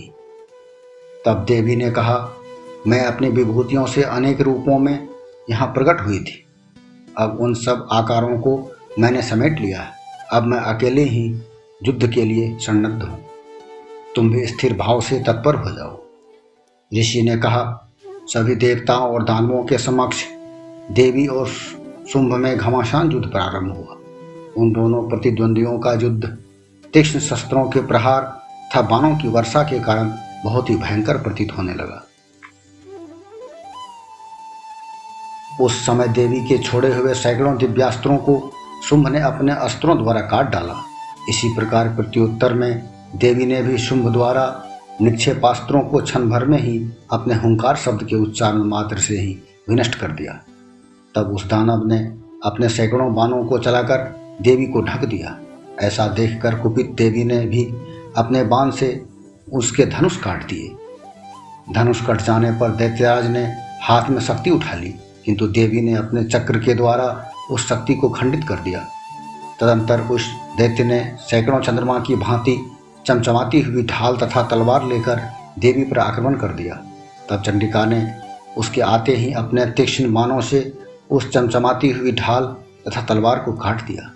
इसके बाद उस दानव के घोड़े और सारथी मृत्यु को प्राप्त हुए। धनुष तो उसका कट ही चुका था, फिर तो अब उसके अंबिका वध के लिए भयंकर मुदगर हाथ में उठाया। उस मुदगर को भी देवी ने अपने बाणों से काट दिया। फिर भी वह दैत्य हिम्मत न हार कर केवल मुक्का बांधकर द्रुत गति से देवी की ओर झपट पड़ा। उस दैत्य ने देवी के हृदय में अपने मुक्के से प्रहार किया और देवी ने भी उसकी छाती में एक थप्पड़ मारा। देवी के इस थप्पड़ से वह भूमि पर गिर गया, किंतु वह संभल कर पुनः उठ खड़ा हुआ।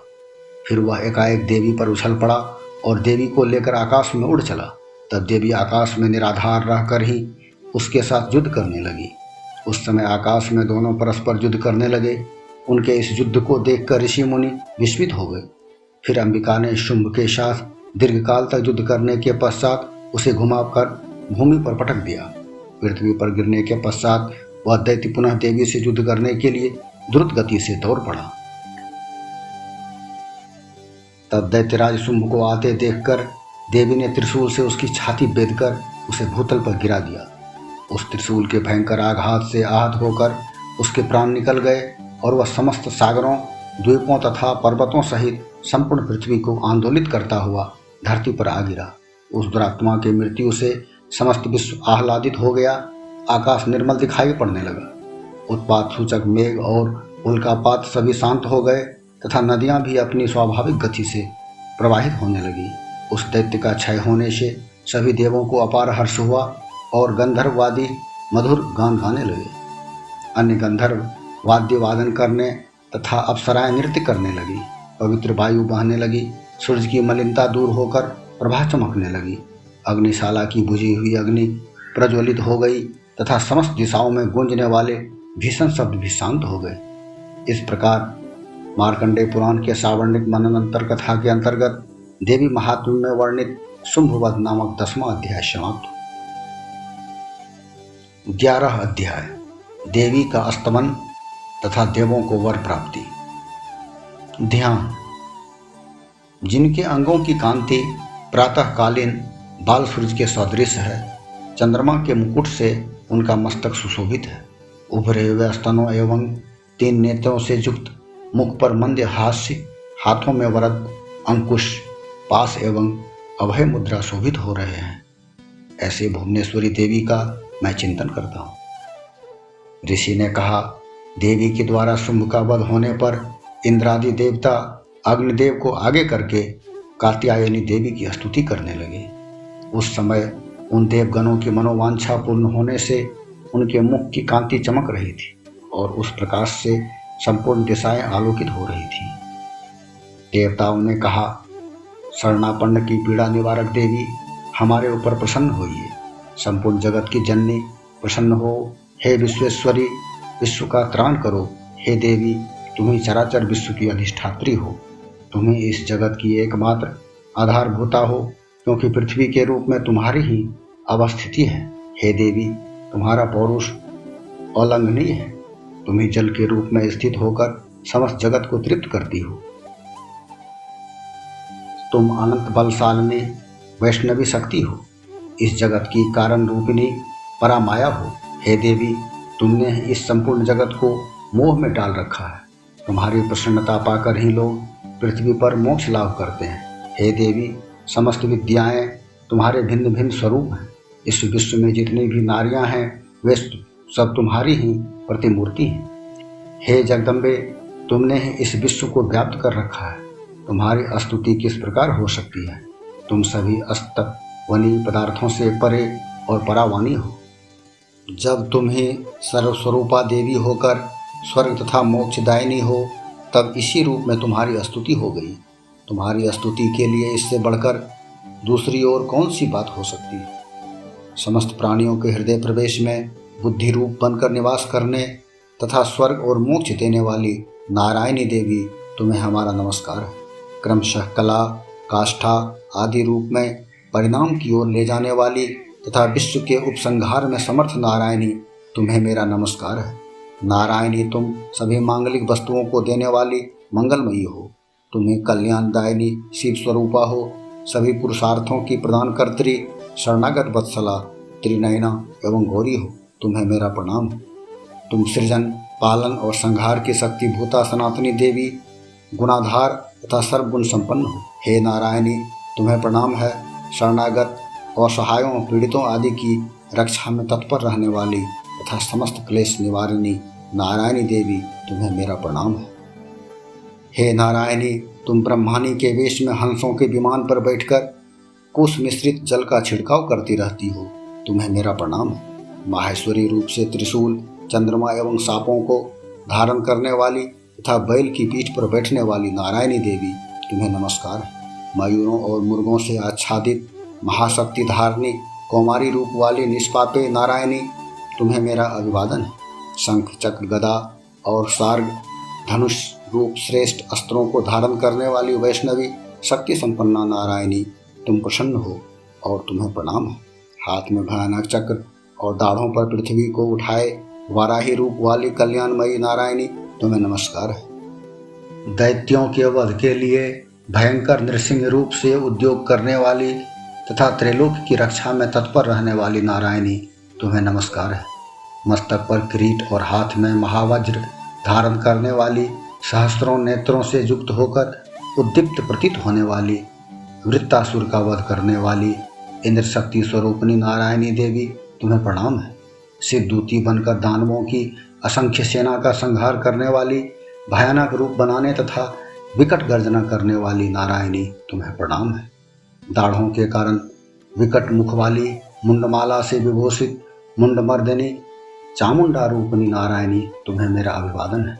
लक्ष्मी, लज्जा, महाविद्या, श्रद्धा, पुष्टि, स्वधा, ध्रुवा, महारात्रि तथा महाअविद्या रूपा नारायणी, आपको नमस्कार है। मेधा, सरस्वती, श्रेष्ठा, ऐश्वर्य रूपा पार्वती, महाकाली, संयम परायणी तथा सबकी अधिष्ठात्री नारायणी, तुम्हें नमस्कार है। सर्वस्वरूपा, सर्वेश्वरी तथा सर्वशक्ति संपन्ना दिव्य रूपा दुर्गे देवी, आप हमारी सभी भयों से रक्षा करें, तुम्हें नमस्कार है। हे कात्यायनी, तीन नेत्रों से विभूषित तुम्हारा सौम्य मुख संपूर्ण भयों से हमारा त्राण करे, तुम्हें हमारा प्रणाम है। भद्रकाली, ज्वाला की लपटों के कारण विकट प्रतीत होने वाला अत्यंत भीषण और समस्त दानवों का संहारक तुम्हारा त्रिशूल हमारी रक्षा करे, तुम्हें मेरा नमस्कार है।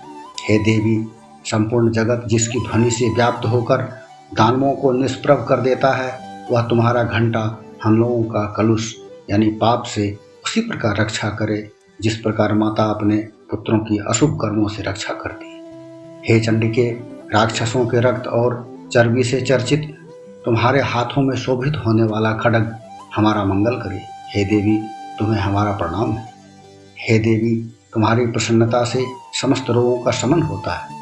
क्रुद्ध होने पर मनोअभिलषित इच्छाओं का नाश हो जाता है। जो लोग तुम्हारे शरणापन्न हो गए हैं, उन पर विपत्ति की कभी छाया भी नहीं पड़ती। तुम्हारे शरणागत लोग अन्यों के शरणदाता बन जाते हैं। हे देवी अंबिके, तुमने इस विधर्मी महादानवों का संहार अपने स्वरूप को विभिन्न भागों में विभाजित करके किया है। तुम्हारे सिवा अन्य कोई इसे नहीं कर सकता था। विद्याओं में ज्ञान को उद्भासित करने वाले शास्त्रों में तथा वेदों में तुम्हारे अतिरिक्त और किसका वर्णन है। तुम्हारे सिवा दूसरी कोई शक्ति नहीं है जो इस जगत को अज्ञान रूपी अंधकार के कारण आच्छादित ममता रूपी गर्त में सदैव भटकाती रहे। जहाँ दैत्य, भयंकर विषधर सांप, शत्रु, लुटेरों की जमात और दावाग्नि हो, वहाँ तथा समुद्र के बीच में साथ रहकर तुम विश्व का निरंतर कल्याण करती रहती। हे विश्वेश्वरी, तुम विश्व की पालनकर्त्री, विश्वरूपा और संपूर्ण विश्व की धारित्री हो। तुम भगवान विश्वेश्वर के लिए भी वंद्य हो। जो लोग भक्तिभाव से तुम्हारे सामने मस्तक टेकते हैं, वे निखिल विश्व के आश्रयदाता बन जाते हैं। हे देवी, प्रसन्न हो। असुरों का वध करके तुमने जिस प्रकार शीघ्र ही हमारा उद्धार किया है, उसी प्रकार सदैव हमें शत्रु भय से मुक्त कराओ। समस्त जगत का पाप ताप नाश करें। उत्पात एवं पापों के परिणाम स्वरूप उत्पन्न महामारी आदि उपद्रवों का शीघ्र ही निवारण करें। विश्व की पीड़ा दूर करने वाली देवी, हम तुम्हारे चरणों में नतमस्तक हुए हैं। हम पर प्रसन्न हो। त्रिलोकवासियों की आराध्या परमेश्वरी, सब लोगों को वर प्रदान करो। देवी ने कहा, देवो, मैं वर देने के लिए तत्पर हूँ। तुम अपना इच्छित वर मुझसे प्राप्त कर लो। संसार के कल्याणकारक वर को मैं अवश्य ही दूंगी। देवताओं ने कहा, हे सर्वेश्वरी, तुम इसी प्रकार त्रिलोक की संपूर्ण विपत्तियों का निवारण करो और हमारे शत्रुओं का क्षय करती रहो। ऐसा सुनकर देवी ने कहा, वैवस्वत मनवंतर के 28वें युग में शुंभ और निशुंभ नामक 2 अन्य दानवों की उत्पत्ति होगी। तब मैं नंदगोप की पत्नी यशोदा के गर्भ से अवतरित होकर विंध्याचल में जाकर रहूंगी और उन दोनों दैत्यों का नाश करूंगी। तदंतर मैं पृथ्वी पर भयंकर रूप से अवतार ग्रहण कर वे प्रचित नाम वाले असुरों का संहार करूंगी। उन दैत्यों के भक्षण काल में मेरे दांत अनार पुष्प की तरह लाल हो जाएंगे। तब स्वर्ग में देवता और मृत्युलोक में मनुष्यगण सदैव मेरा स्तमन करते हुए मुझे रक्त दंतिका के नाम से संबोधित करेंगे। तत्पश्चात जब भूतल पर 100 वर्षों तक वृष्टि नहीं होगी और जल का अभाव रहेगा, तब मनुष्यों की स्तुति से मैं भूमि पर अयोनिजा रूप में उत्पन्न होऊंगी। उत्पत्ति के बाद 7 नेत्रों से मुनियों को देखूंगी। तब मनुष्य शताक्षी नाम से मेरा कीर्तन करेंगे। देवताओं, उस समय मैं अपने शरीर से उत्पन्न शाकों द्वारा ही संपूर्ण जगत का भरण पोषण करूंगी। वर्षा न होने तक वे शाक द्वारा ही प्राण धारण करेंगे। ऐसा करने पर पृथ्वी में शाकंभरी नाम से मेरी प्रसिद्धि होगी। उसी अवतार में मैं दुर्ग नामक महादैत्य का संहार करूंगी। इससे मेरा नाम दुर्गा देवी रूप में विख्यात होगा। फिर जब मैं भीम रूपा बनकर मुनियों की रक्षा के लिए हिमालयवासी दानवों का भक्षण करूंगी, उस समय सब मुनिजन भक्तिपूर्वक मस्तक झुकाकर मेरी स्तुति करेंगे। उस समय मेरा नाम भीमा देवी के रूप में प्रसिद्ध होगा। जब अरुण नामक दानव त्रैलोक्य में उपद्रव करेगा, तब मैं तीनों लोकों के हितार्थ खटपात युक्त अगणित भावरों का रूप धारण कर उसका संहार करूंगी। उस समय सब लोग मुझे भ्रामरी के नाम से जानेंगे। इसी प्रकार मैं दानवी उत्पात होने पर अवतार लेकर शत्रुओं का वध करती रहूंगी। इस प्रकार मार्कंडेय पुराण के सावर्णिकीय मनवंतर कथा के अंतर्गत देवी महात्म्य में वर्णित देवी स्तुति नामक 11वां अध्याय समाप्त। 12वां अध्याय देवी पाठ का महात्म्य। ध्यान। मैं त्रिनयना दुर्गा देवी का ध्यान करता हूँ। उनके अंगों की शोभा विद्युत के समान है। वे सिंह के कंधों पर आसीन भयानक प्रतीत हो रही है। अनेक कन्याएं हाथ में ढाल तलवार लिए उनकी सेवा में खड़ी हैं। उन्होंने अपने हाथों में चक्र, गदा, तलवार, ढाल, बाण, धनुष, पाश और तर्जनी मुद्रा धारण किए हुए हैं। उनका स्वरूप तेजोमय अग्नि के तुल्य है तथा उनके मस्तक पर चंद्रमा का मुकुट शोभित हो रहा है। देवी ने कहा, हे देवताओं, जो कोई प्रतिदिन स्थिर चित्त से मेरा स्तवन इन स्तुतियों के द्वारा करेगा, उसकी सारी विपदाओं को मैं निश्चित रूप से दूर कर दूंगी। जो मधुकैटभ के विनाश, महिषासुर का वध तथा शुंभ निशुंभ के संहार के वर्णन का पाठ करेंगे एवं अष्टमी, नवमी तथा चतुर्दशी तिथि को एकाग्र मन से भक्ति भाव से युक्त होकर मेरे इस उत्तम महात्म को सुनेंगे, उन्हें पाप की छाया नहीं लगेगी। उन पर पाप जनित बाधाएं भी नहीं आएंगी। उनके घर में कभी निर्धनता का राज्य नहीं रहेगा और न तो कभी उन्हें अपने प्रियजनों के वियोग का कष्ट ही उठाना होगा। इतना ही नहीं, वरन उन्हें शत्रु, लुटेरे, राजा, शस्त्र, अग्नि तथा जलराशि से भी कभी भय उत्पन्न नहीं होगा। इसीलिए सभी लोगों को शांत भाव से भक्तिपूर्वक मेरे इस महात्म्य का पठन पाठन और श्रवण मनन करना चाहिए। यह परम कल्याणप्रद है। मेरा महात्म्य महामारी जनित सभी उपद्रवों तथा दैहिक, दैविक और भौतिक तीनों तापों का शमन करने वाला है। मेरे जिस मंदिर में विधि पूर्वक प्रतिदिन इस महात्म्य का पाठ होता है, वहाँ मेरा सदा निवास रहता है। बलि, पूजन, हवन तथा महोत्सव के अवसरों पर मेरे इस चरित्र का पूर्ण रूपेण पाठ तथा श्रवण करना चाहिए। कोई भी मनुष्य विधान को जानकर या अनजाने में ही मेरे उद्देश्य से जो बलि, पूजा या होमादि करेगा, उसे मैं स्वहर्ष स्वीकार करूंगी। शरतकालीन दुर्गा पूजन के समय जो कोई भी इस महात्म्य को भक्ति भाव से श्रवण करेगा, वह मेरे प्रसाद से सभी विपत्तियों से मुक्त होकर धन धान्य और पुत्रादि से परिपूर्ण होगा। इसमें तिल भर भी संशय नहीं है। मेरे इस महात्म्य, उत्पत्ति की सुंदर गाथाएं तथा युद्धकालीन पराक्रम के श्रवण मात्र से ही मनुष्य भय रहित हो जाता है। मेरे महात्म्य के सुनने वाले व्यक्तियों के शत्रु नष्ट होते हैं, उन्हें कल्याण पद प्राप्त होता है एवं उनके कुल प्रफुल्लित रहते हैं। शांति कर्म में अशुभ स्वप्न दर्शन होने पर तथा ग्रह जनित भयंकर पीड़ा होने में मेरे इस महात्म्य को सुनना चाहिए। ऐसा करने से सभी बाधाएं तथा भयंकर ग्रह पीड़ाएं शांत होती हैं और मनुष्यों को अशुभ फलकारी स्वप्न शुभ फल देने वाला हो जाता है। यह महात्म्य बाल ग्रहों से आक्रांत शिशुओं के लिए शांतिदायक तथा मनुष्यों के संगठन में पारस्परिक वैमनस्य उत्पन्न होने पर उनमें मित्रता स्थापित करने वाला सिद्ध होता है। इस महात्म्य से संपूर्ण दुराचारियों के बल का क्षय होता है। इसके पाठ से दानवों, भूतों तथा पिशाचों का नाश होता है। मेरा यह महात्म्य मेरे सानिध्य की उपलब्धि कराने वाला है। उपासकों के द्वारा साल भर तक पशु, पुष्प, अर्घ्य, धूप, दीप, गंध आदि श्रेष्ठ सामग्रियों द्वारा पूजन करने, ब्राह्मणों को भोजन कराने, हवन करने, प्रतिदिन अभिषेक करने, नाना प्रकार के भोगों का अर्पण करने तथा दान देने से मुझे उतनी प्रसन्नता नहीं होती जितनी इस उत्तम चरित्र का एक बार श्रवण करने से होती है। इस महात्म्य को सुनने से पाप पुण्यों का क्षय एवं आरोग्य लाभ होता है। मेरी उत्पत्ति का कीर्तन करने से समस्त भूतों से रक्षा होती है तथा मेरा युद्ध संबंधी चरित्र दुष्ट दानवों का संहारक है। इसके श्रवण मात्र से ही मनुष्य निर्भय हो जाता है। हे देवताओं, तुमने और महर्षियों ने मेरी जो स्तुतियाँ की है तथा ब्रह्मा जी द्वारा की हुई स्तुतियाँ सभी कल्याणकारी बुद्धि देती है। वन में, सुनसान स्थल में या दावाग्नि से घिर जाने पर, जनहीन स्थान में लुटेरों के चक्कर में आ जाने पर, शत्रुओं द्वारा बंदी होने पर अथवा वन में सिंह, व्याघ्र, जंगली हस्तियों के पीछे, जनहीन स्थान में लुटेरों के चक्कर में आ जाने पर, शत्रुओं द्वारा बंदी होने पर अथवा वन में सिंह, व्याघ्र, जंगली हस्तियों के पीछा करने पर,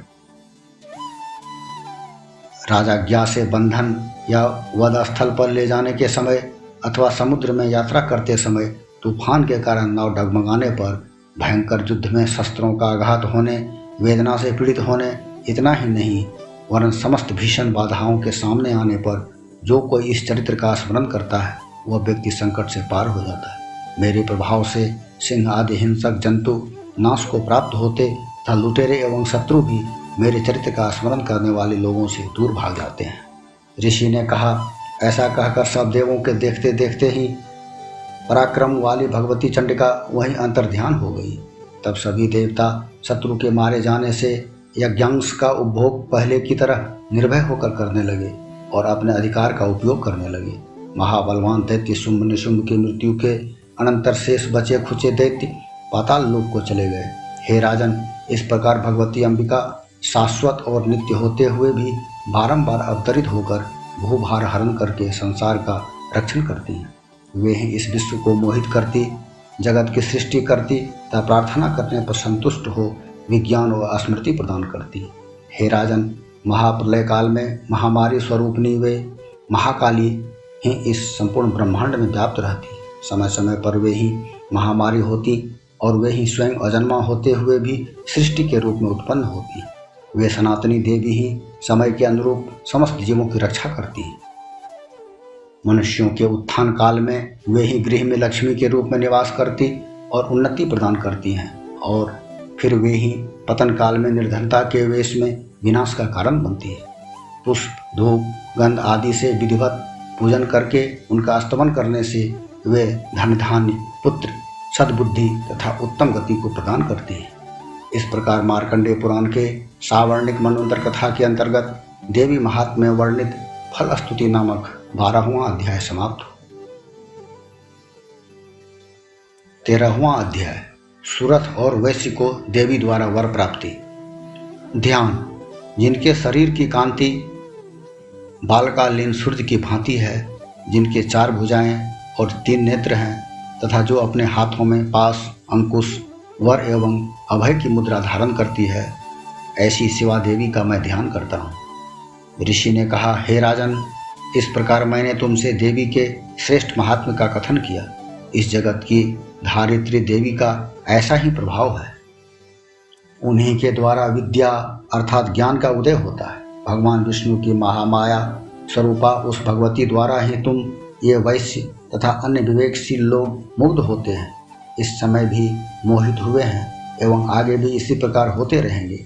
महाराज, तुम उन्हीं परमेश्वरी की शरण ग्रहण करो। अपने उपासकों को वे भोग, स्वर्ग तथा मुक्ति लाभ कराती हैं। मार्कंडेय मुनि ने कहा, मेधा मुनि से ऐसा वचन सुनकर राजा सुरथ ने उत्तम व्रतधारी उन महाभाग महर्षि को नमस्कार किया। वे अत्यंत ममता तथा राजभ्रष्ट होने के कारण बहुत क्षुब्ध हो उठे थे। महामुनि इसीलिए विरक्ति के कारण वे राजा तथा वैश्य तत्क्षण तपस्या के लिए चले गए और वे जगदम्बा के दर्शनार्थ नदी के तट पर तप साधन करने लगे। वे वैश्य देवी सूक्त का उत्तम जप करते हुए तपस्या में लीन हुए। ये दोनों ही नदी तीर पर देवी की मिट्टी की प्रतिमा स्थापित करके उनकी पुष्प, धूप और हवन आदि के द्वारा उपासना करने लगे। उन्होंने सर्वप्रथम अपने आहार की मात्रा कम कर दी। तदंतर निराहार रहकर एकाग्रचित्त से देवी का चिंतन करने लगे। वे दोनों अपने शरीर के रक्त से सिंचित बलि चढ़ाते हुए निरंतर 3 वर्षों तक संयमी होकर उपासना करते रहे।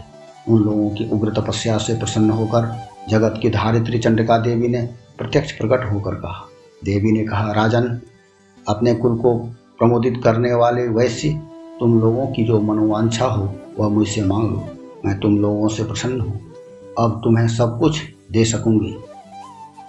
मार्कंडेय जी बोले, देवी की बात सुनकर राजा ने दूसरे जन्म में अक्षय राज्य प्राप्त करने का वर मांगा तथा इस जन्म में भी शत्रुओं की समस्त सेना को बलपूर्वक पराजित कर पुनः राज्य पर अधिकार जमा लेने का वरदान मांगा। वैश्य अत्यंत बुद्धिमान मनुष्य था। उसका मन सांसारिक विषयों से विरक्त हो चुका था। इसलिए उस समय उस वैश्य ने ममता और अंधकार मिटाने वाले ज्ञान की प्राप्ति का वर मांग लिया। तब देवी ने कहा, हे राजन, तुम अल्पकाल में ही शत्रुओं को जीतकर अपना राज्य पालोगे। अब वहां पर तुम्हारा राज्य स्थिर रहेगा। मृत्यु के पश्चात तुम सूर्य के अंश से जन्म लेकर इस पृथ्वी पर सावर्णिक मनु के नाम से प्रसिद्ध होगे। हे वैश्य श्रेष्ठ, तुमने जिस वर को पाने की मुझसे इच्छा जताई है उसे भी मैं देती हूँ। तुम्हें मोक्ष प्राप्ति के लिए ज्ञान की उपलब्धि होगी।